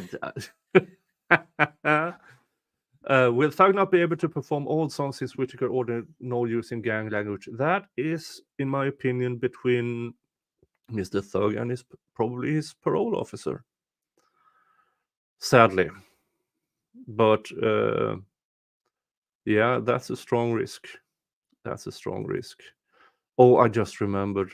I forgot. When they brought up John Lennon, my first thing was, oh my God, yeah, you can compare him to John Lennon as long as Maria, the scientist, does not turn into Yoko Ono.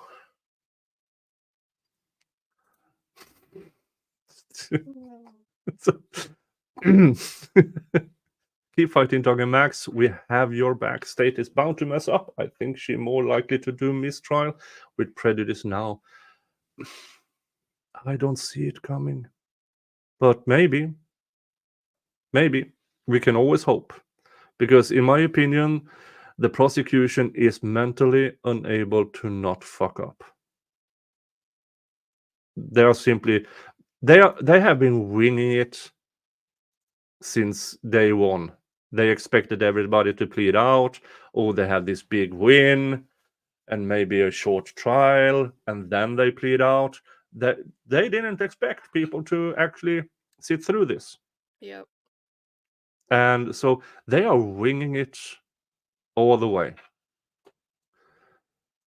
Jason Sorensen, tuning in late. Thank you, Doug and Max. We all see the corruption and are behind you till the end. Thank you so much.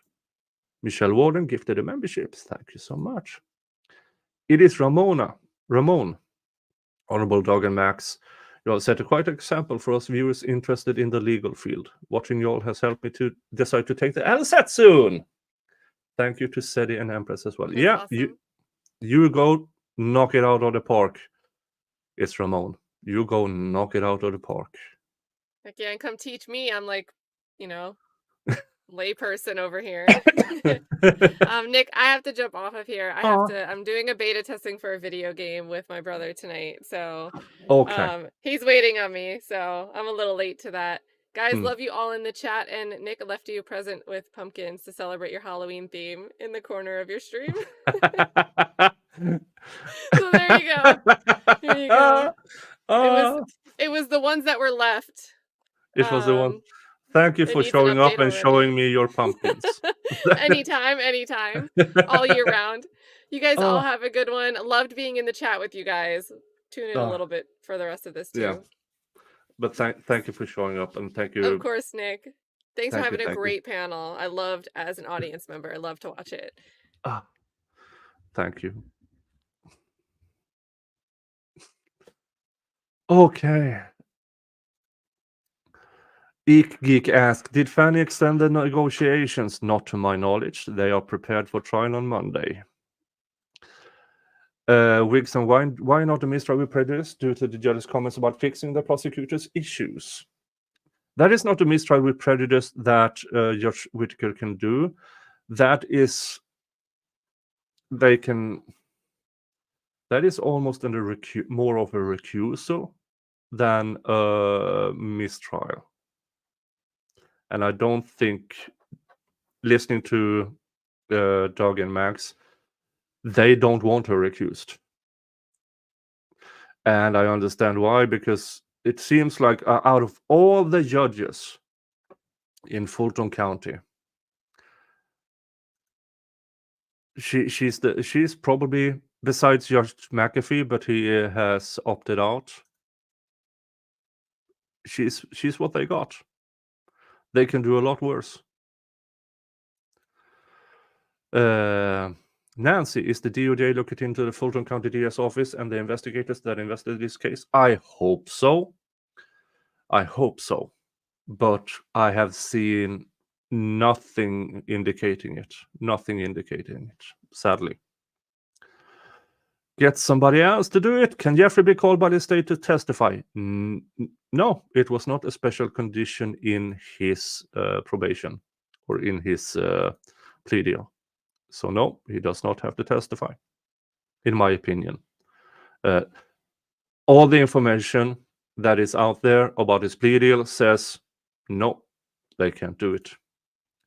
Jeff J, I'm shocked that there isn't going to be a long delay after these pleas. The prosecution must have to reset. Isn't RICO quashed after the Williams no contest plea?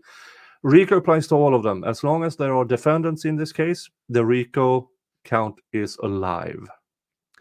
And the prosecution must have to reset. In order for them to reset, they actually have to know that they started. And I say again, they are just winging it now because they have no idea. They barely knew what they were doing on day one. And it hasn't improved, in my opinion. Steph JK, how can these men be offered probation but not bond? And can't Max or Dog ask for bail reconsideration now?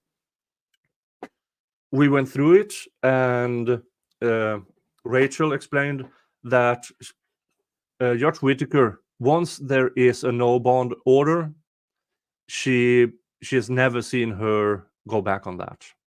So I don't think they will even bother at this point in time.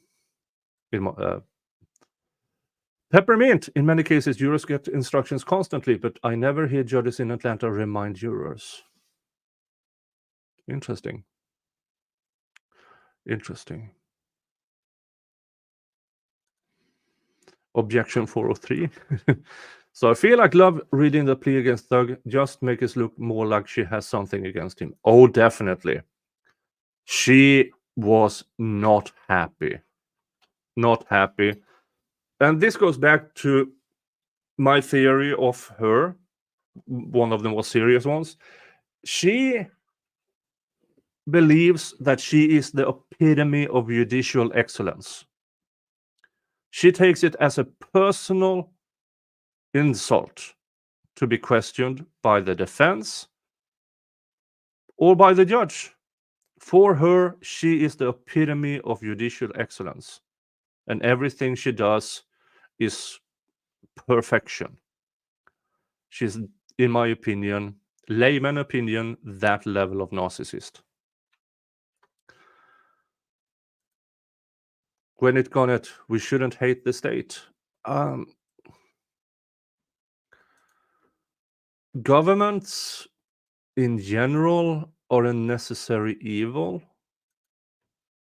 but they shouldn't have too much power. And that, again, you guys in the United States have the best of the best in your constitution. The division of power. Most countries doesn't have that. Most countries doesn't have that. Please protect it. Brandon Lesko, protect your neck, Nick. Remember the neighborhood. Jingles are taking sheep swings. No. Mr. Jingles is a good cat. Good cat. That girl Mia, I understand why they want to keep Nut in the case, but how can they do so when the whole world knows that someone else is guilty? Crazy. Love y'all. Yeah. I'm with you there. It is unfathomable. I don't get how most of these charges how it even survived pre-trial stages. But that's the vagueness and the broadness of the Georgia RICO Act. This might not have been what the lawmakers wanted, but since they overwrote the Georgia RICO Act, and this is the result of it. I heard Papa Trago say that the RICO Act is excellent when done right. Yeah, but that is also, in my opinion, a weird argument, because laws should be written as much as possible so that bad and corrupt prosecutors can't use it in a bad way. And the Georgia RICO Act is almost designed to be abused, in my opinion. Alba, Norwegian, Krona. We in Scandinavia are well informed of the criminal system in the US, but looking at this case, it is shocking. How in the world is this allowed? I wish I knew. I wish I knew. Jeff J. Lawyer Love is her own worst enemy. Did her best work when she was removed from the courtroom. Yeah, I mean, The trial improved dramatically when she wasn't there. Dramatically. Carrie Berry's mom, Miss Love, lacks humanity.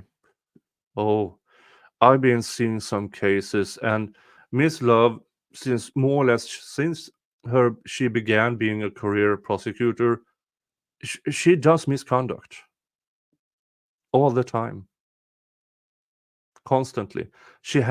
This is what she does, in my opinion.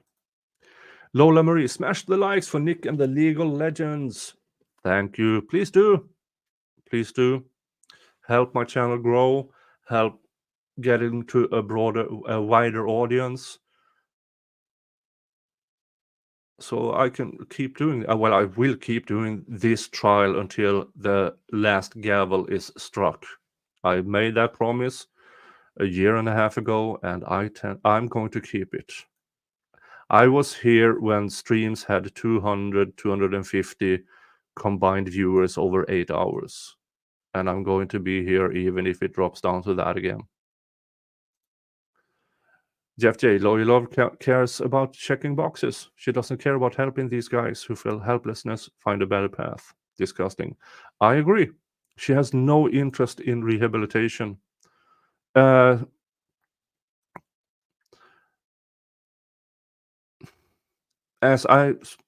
Detective Dennis, as a gang experts, are trying to convince a jury, in my opinion, that these guys aren't human. We should look at them as animals. And that is his training. That is his training. And his training comes from the DA's office. Welsh Lady Reads, member for 10 months. Thank you so much for your continued support. Wow, Niklas. What a panel. Thank you for all your coverage. Thank you for sticking around. Welsh Lady Reads. Jennifer, I'm giving a presentation in my SW class about pleadings and literacy soon because of this case. Oh, that is amazing. Yes. That is amazing. There should be much more studies and presentations regarding pleadings and literacy. Just because somebody says yes, you have to actually... the check is on the prosecution and the judge to act. Just because somebody says yes, yeah, but why do they say yes? It shouldn't all be on the defense. Gwen and Garnett, Fulton County Blues. Lancelot, a new member. Thank you so much. It's just I can't stop thinking about how SB and Jack probably would never have been charged if state didn't want that so bad. They just want to pin blame on anyone. Yeah. And now Mr. Williams pled out. Yeah, they brought everything and the kitchen sink and the kitchen sink's grandma into this to get something to pin on Mr. Williams. And now when favorable plea agreements have been made, sadly I assume that Adrian Love is going to try to set an example with the rest of them for not doing her bidding. Ellen from Big D, the best for last, hoping for the best. Yes, we do. Jillian, thank you so much. It is Ramon. Doug, we know you're a wonderful lawyer, but please consider stand-up comedy in the future. Oh, yeah. Seriously, we want more Doug on YouTube. I agree. I would love to see him more on YouTube, but I also know he does extremely important job as a defense attorney in Georgia. And Jay, thank you so much. How did they feel when the judge said that she was trying to fix the case for prosecution? We didn't get into that as much as I wanted to.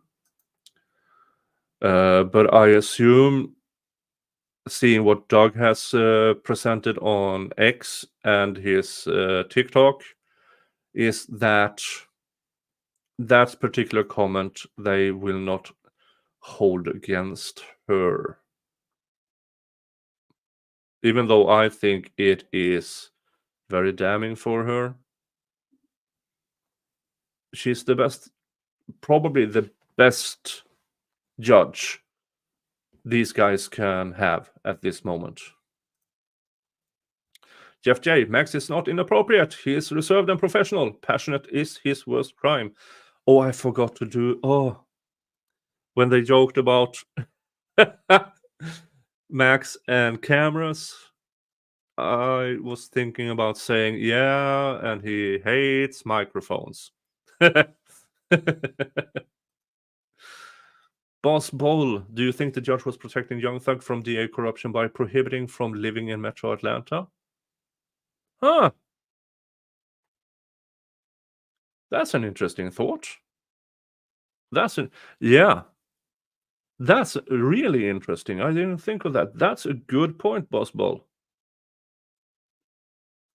That's an interesting point, because we know now from this trial that APD investigators fully prepared to lie under oath on the stand. We know that Adrian Love, she's mentally unable to not lie and cheat. Good. And Amber Dawn, them Johnsons, thank you so much for your very generous super chat. We, the state of Georgia, literally create a convicted felon before our eyes. My heart.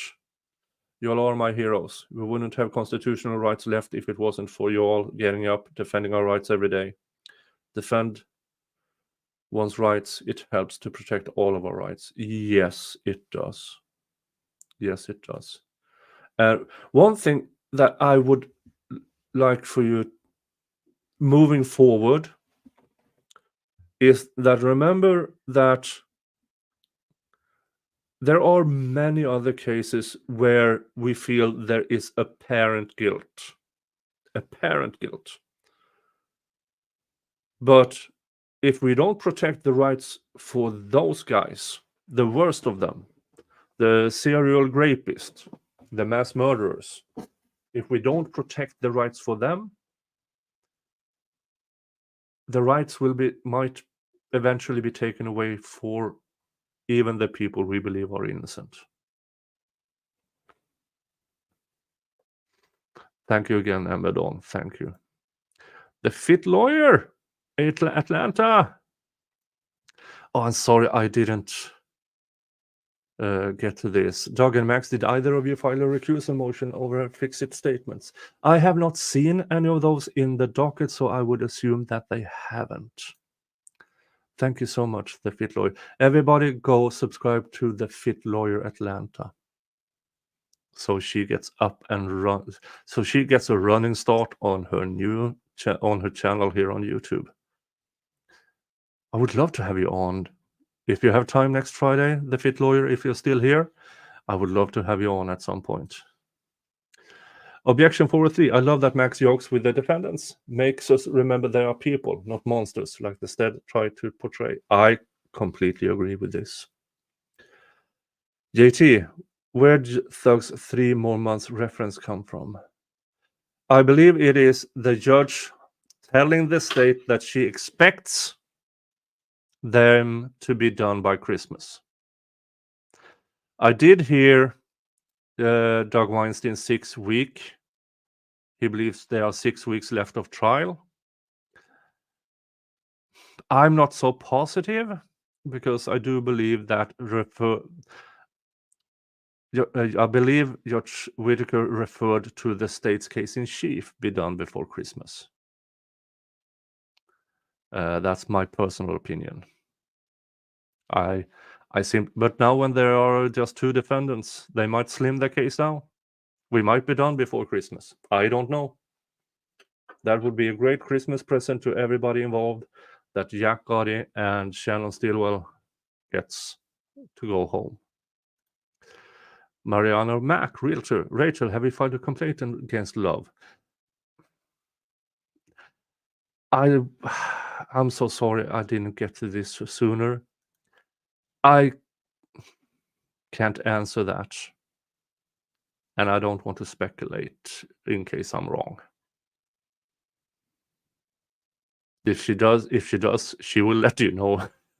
She will let you know. SJs, how many times did Max watch the tapes? He knew what was going on in those interviews much better than anyone at the state. He has watched all the tapes. And when the prosecution, now, when they have to actually present it, he's rewatching them. That is favorites spare time in, yeah. That's what he does. He watches the tapes. Max Schardt is immensely prepared. Immensely prepared. And now when Judge Whitaker is there and limits the prosecution's ability to cheat and lie, I think we will see interesting things if the trial doesn't end next week. Thank you again. Tavisha Dinkins, my favorite line of the trial. Hi, my name is Max Schardt and I represent Shannon Stillwell. We need much more. Max! Yes, Max, if you're listening in, just open a merch store. I mean, you have quotes all over the place. Just put it on a t-shirt. Amber Dawn, I just have to know, has Low Life Love produced any...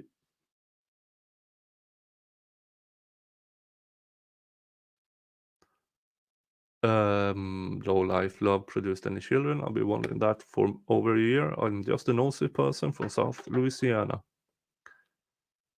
I'm not sure what this references to.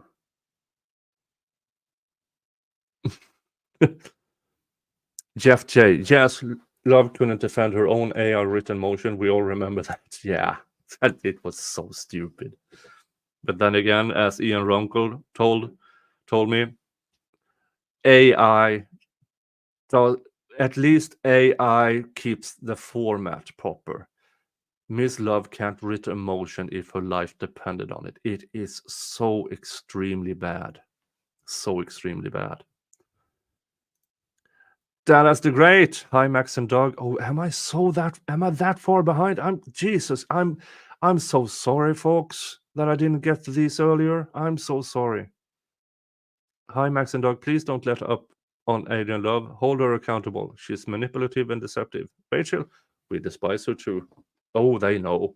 And I can't speak for Max and Doug, but I expect them to continue what they began. Angie, what happens with the mistrial motion? I suspect that Monday morning she will declare this mistrial motion as moot, since both the case are out of the trial. Thank you, Drea. Thank you so much for your $10. Tower Word, Max and Doug, due to the length and stress of this case, how do you guys decompress mentally? Again, I'm so sorry I didn't get to this before but we were having such a great conversation here. I'm so sorry I didn't get to this. I will try to send some of these questions to them via Twitter DM, and maybe I can give answers. Because Monday, you have caught up on winter saving, expanding time, and I can start streaming somewhat live. Because Monday I want to hear what's going on. I want to be here at 9 a.m. or 9:30 a.m. or whenever that trial restarts and hear what's going on. Mother of Pitbulls, why isn't the jury asked if they heard anything about the trial after these long breaks? This time I suspect that question will be asked. Young Forever, again, what do you do to unwind? Breathing exercises. I will send those the unwinding thing to Doug and Max. Sassy Experience, Katt invited me. Oh my gee, Dougie and Max. 8 Socks, RICO is hiding under Fanny's bed in the showbox of money. Well, I do suspect that RICO is hiding with Quay and Lil Mike in Aruba. And we all know what happened in Aruba. We all know what happened in Aruba. And I actually might have inside information of what happened between Fani Willis and Nathan Wade in Aruba.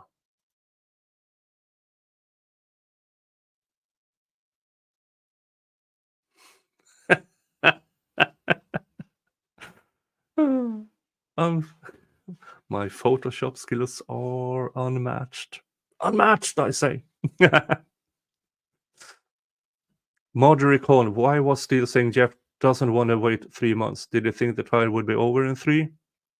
Is the state getting ready to rest their case?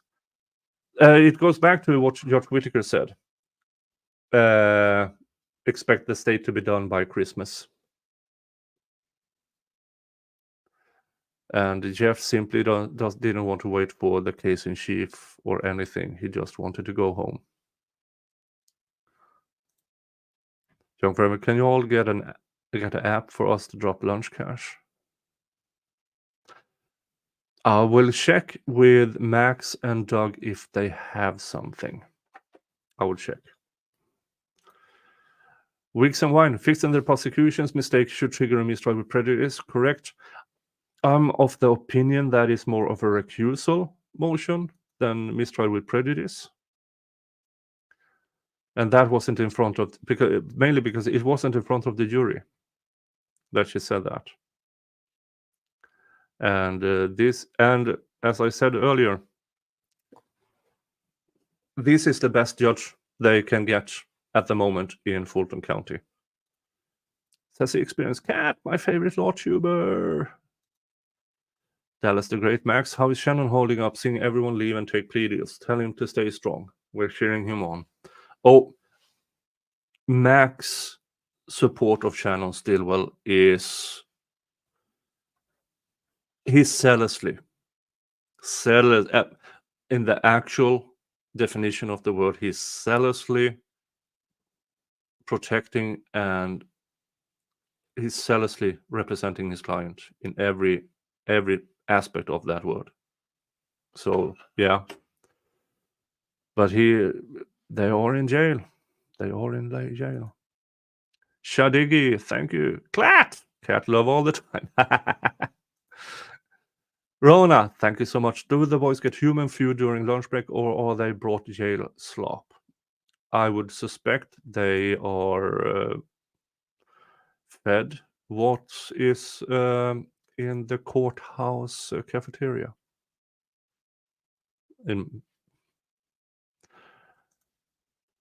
Lola Marie says Weinstein and Schardt has state re-engaged in plea talks. To my knowledge, no. To my knowledge, no. Republic Room gifted 5 memberships. Thank you so much. Doug and Max, we love how hard you go for your clients. We will never speak ill of Jack or Shannon because you all don't play about them. Yeah. Yeah. And the most important thing right now is keeping the viewer counts up so Law and Crime doesn't pull the plug. It's more at this moment, it's more important for me that you watch Law and Crime stream than me to keep that viewer count up. Now you can have one on your TV, one on your phone, and one on your computer if you have the option. But yeah, if you have to choose the Law and C word, Law and Crime feed, so they don't pull the plug. And for said, again, my apologies, I didn't get to this sooner. Dallas the Great, Ceddy, do us a favor, give Max and Doug the grades so far. What do you keep? They could improve. What do they feel they are doing well?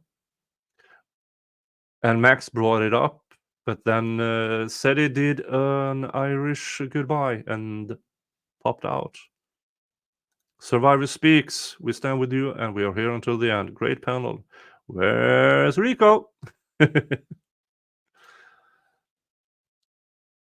8 Socks Max, where's the reports? We brought it up. The reports, where are they? And they will keep hunting those reports down. Says experience, can Max and Doug tell why Georgia defendants are held so long before getting a bond or indictment? Feels like the state can arrest, then investigate. That seems to be a huge issue in Georgia in general and Fulton County especially. And mainly it is because RICO trials.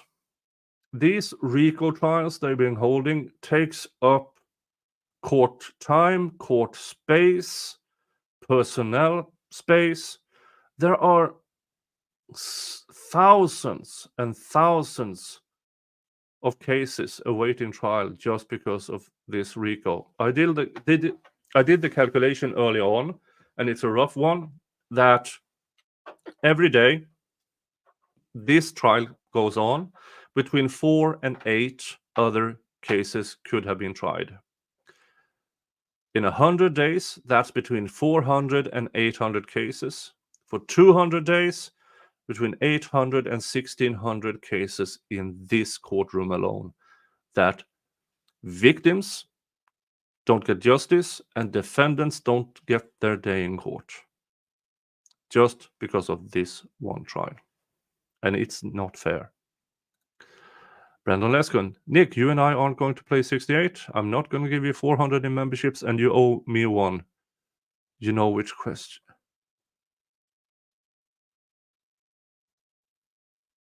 Oh, is it this you mean? Let's see here.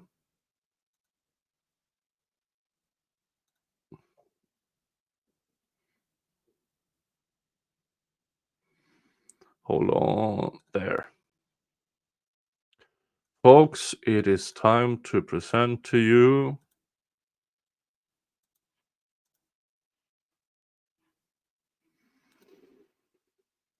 the Wheel of Regrets. This is a part of my streams as a part of the entertainment. When we reach a certain amount of super chats, gifted memberships and everything, I spin the wheel and then I regret it. The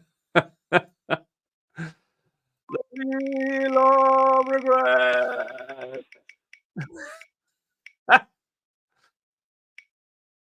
And it's a shot gin. Where's my gin? Where's my gin?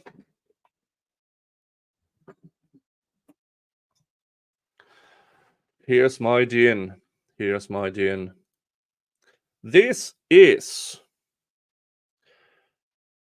organic Navy strength gin at 57.1%. And for tonight, a Georgia shot glass.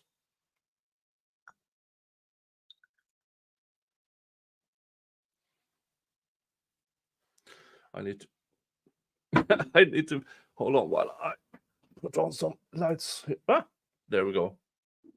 I need to see where the limit of the glass is.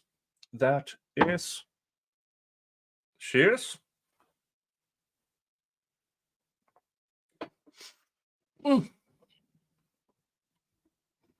That is almost 60%. Ooh. Oh, wow.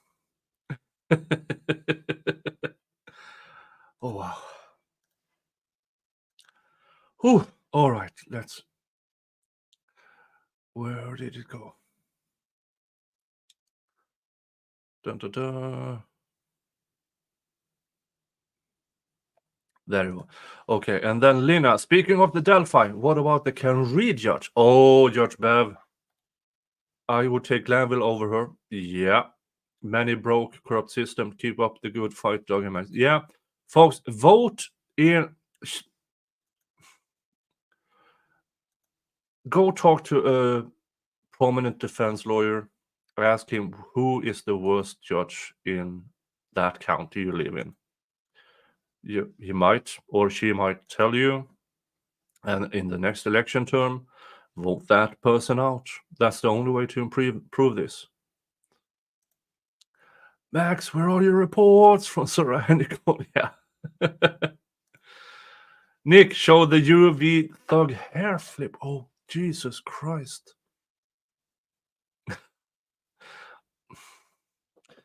I don't have it available. But, well, the hair flip. Hold on. Well, I try to do this without knocking something over. Sorry.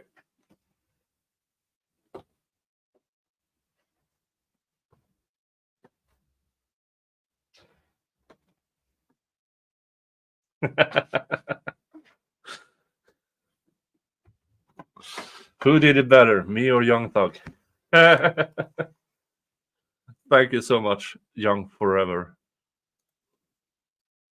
Sonia Willis, whose streams do the defendants watch? Do they see Katt stickers on the live feeds? They are the best on YouTube. No Slime Left Behind, Free Yak, and SP. I don't know if they can see the actual streams, but in the breaks, they might just play snippets. I don't know. But as Mr. Schardt said, they actually show tweets, comments, and everything. So keep it going, folks. These guys need to know you're all still out there. They need to know it. They need to know it. Republic Room. Hey, everyone. Hello. Jeff J. Fanny just wants to advance her career and cares nothing about helping those misguided young men. A tragedy and a misuse of what taxpayers' money. Taxpayers want real improvement and equal opportunity, not wins for loyal love. I agree.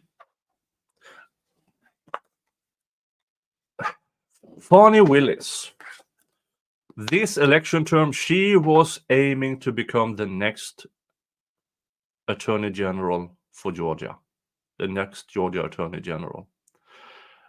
Lucky for us, she fucked up and made the wrong people mad. Ashley Merchant. And now she is in deep trouble because Ashley Merchant just won, and now they are more. The DA's office are forced to give up the papers. Now, will they still refuse to? Yes, as long as humanly possible. I bet you the shredding machine that shredded all the reports in this trial is now shredding evidence for misconduct. One of the biggest fantasies I have is Bonnie Willis being tried under the RICO charge for her misconduct with money, her misconduct, her complete moral corruption.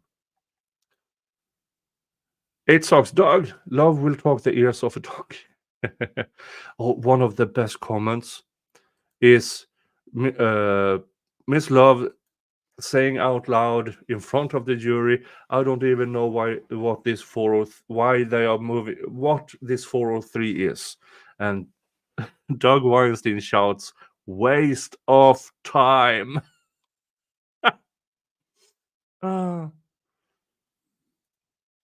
Thug Road with Mike and Quest. Yes, H Socks. Oh, I need to ask. Oh, an AI song. Hold on, I haven't done one of those in a while. Suno.com. Okay, I have to sign in.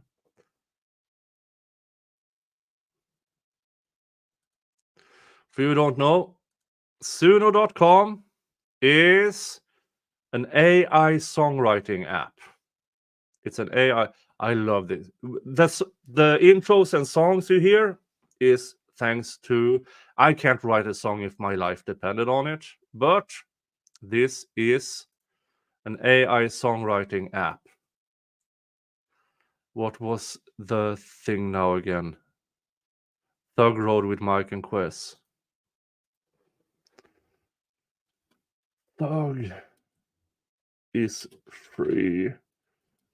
Released on bond and is leaving the court with Wes and Little Mike in the style of 90s gangsta rap. And now I wish they would sponsor me, Suno, because I do this a lot. And then I ask it to create. And a few seconds later, here it is. Folks, for the very first time you saw me. And let's hear what it sounds like. Free at last via Suno.com. Got the click chains clatter on the floor. Prawn drinks become real freedoms at the door. Lil Mike Quay squad rolling deep with the raw concrete jungle paved line change the red of the mall. Squad, feel the breeze, taste the liberty. No cuffs, on block pure visibility. Corner blocks create street credibility. Twilight turned on pure versatility. Free at last, chains undone. Go behind, out of the sun. Victory chant, lasting gun. Those free birds, brighter sun.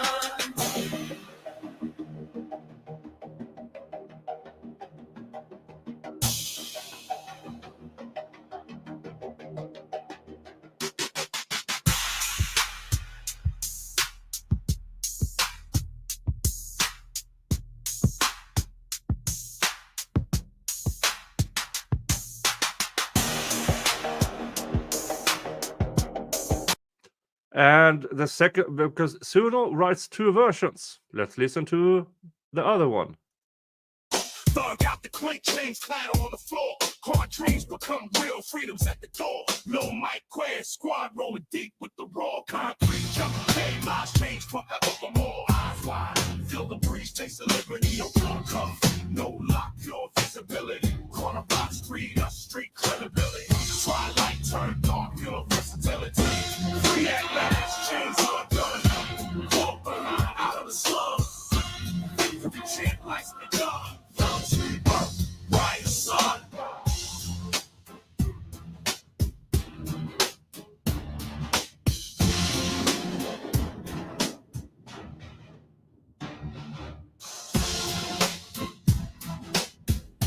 Okay, folks, I need a vote here. If you prefer the first one, write 1. If you prefer the second one, write 2. And the one that wins, I will publish on my YouTube page and just share it along. 1 for the first, 2 for the second.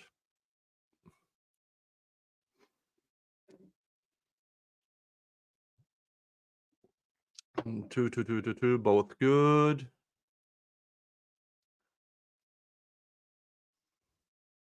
One. Play both again. Okay, I will play both again. Here is the first option. Got the click chains clatter on the floor. Prawn drinks become real freedoms at the door. Lil Mike Quay squad rolling deep with the raw concrete jungle paved line change the red of the mall. Squad, feel the breeze, taste the liberty.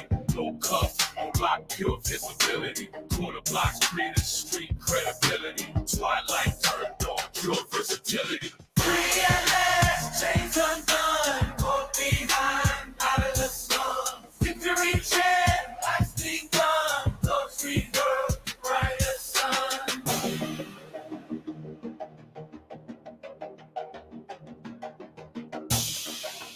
And version number 2. Thug out the clink chains clatter on the floor. Car dreams become real freedoms at the door. Lil Mike Quay squad rolling deep with the raw concrete jungle. Hey, lives change forevermore. Eyes wide, feel the breeze, taste the liberty. No gun cuff, no lock, pure visibility. Corner block street, a street credibility. Twilight turned on, pure versatility. Free at last, chains undone. Walk the line out of the slum. The chant lights the gun. Young street birth, brighter sun. Okay. According to the chat, I see that number 2 won. So I will download that and it will be presented. I will do a mix between the song and the photos and stuff from when the cars left the jail. All right. Thank you guys for that. Thank you. All right. Ted Scott, Katt won't show her pumpkins one last. I love when Katt shows up and shows her pumpkins to me. Survivor Speaks gifted a membership. Thank you so much. April O'Neill's baby daddy gifted 5 memberships. Thank you so much. OG Cappy, member for a month. Jack and SB will be fine. The state will cause a mistrial. The state will fuck up. They can't avoid it. They really, really can't avoid it. Now, mistrial, I don't think either. I don't think they want it at this time. It's either prejudice or not. But they have to protect the record as well. So if something egregious happens, they have to, and then we'll see. Kate Aiden gifted 10 memberships. Thank you so much. Mercy Rec became a YouTube member. Thank you so much. Shayna Pettigrew, that was a great show. It's my birthday today. My kiddo will be 14 tomorrow, and I feel and I miss the rest of it. Shauna Pettigrew, for you and you only. Happy birthday to you. Happy birthday to you. Happy birthday, dear Shayna. Happy birthday to you. Yeah, I will not quit my day job. Eight Socks, they want to not talk gangs, but Fanny spent the money for the gang intervention center. When are they going to hold her accountable? Great. Yeah, that is one of my future videos about the corruption in the Fulton County District Attorney's Office. She was getting a lot of money to build a gang intervention center. It's gone. The money's gone. There's no center. Ocean Beach, new member. That is so far the end of the list. I mean, I'm at 134 start messages. You guys are amazing. For a bunch of you, I'm so sorry I didn't get to it in time. I will send a bunch over to Doug and Max, and on Monday I will hopefully I will get some answers. Hopefully. Whew. Now, which was the stream that Empress Fox was supposed to go on? Do anybody remember? Maybe she has it on.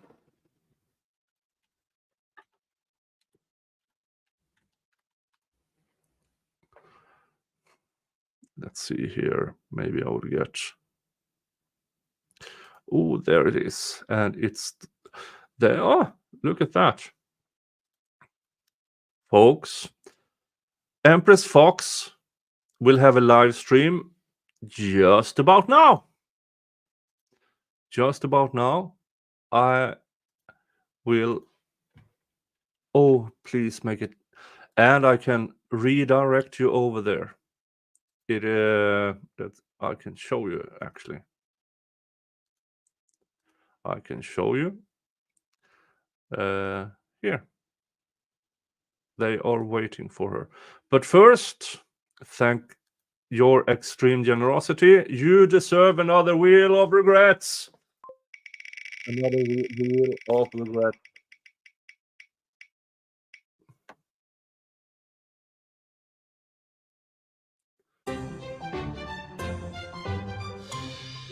Shot. It is a whiskey shot. Now you have seen Katt's pumpkins. Here's my jugs. Let me just say, I love jugs. And this is whiskey. I need to find this particular brand in Europe because this is actually quite pleasant. Platte Valley, 100% corn whiskey. And Georgia shot glass. Let's pour one up.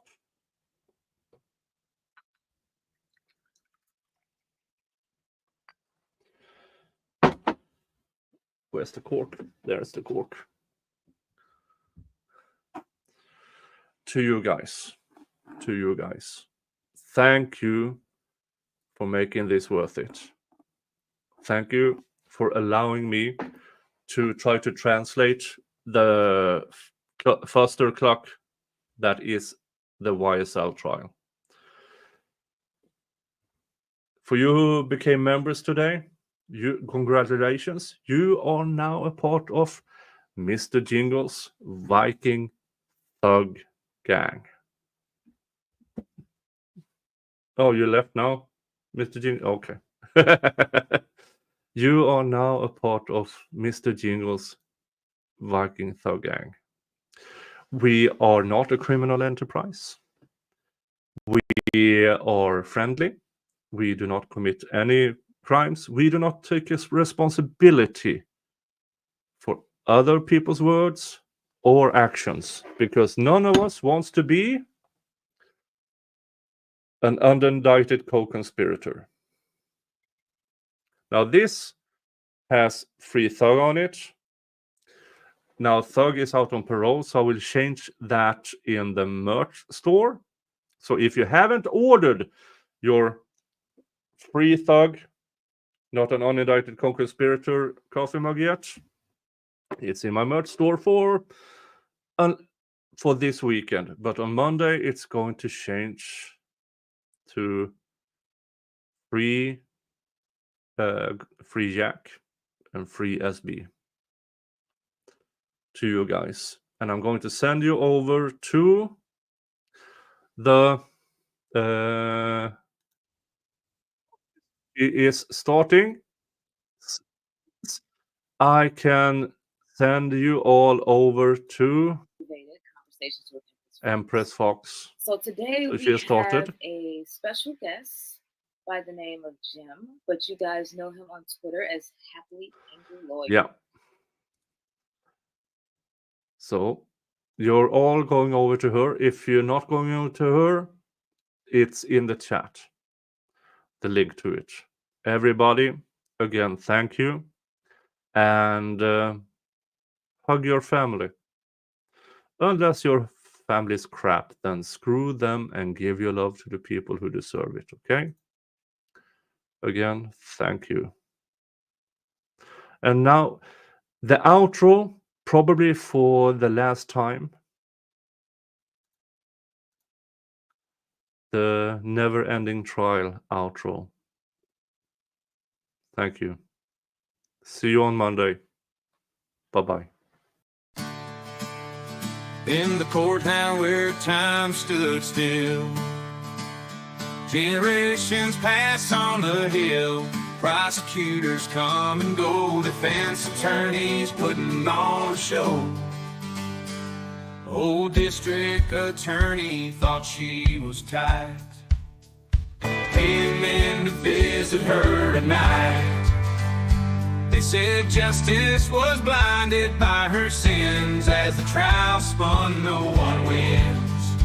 Endless trial like a river flows. Truth and lies, nobody knows. Corruption, split tight as a box. In this endless trial, we pay the price.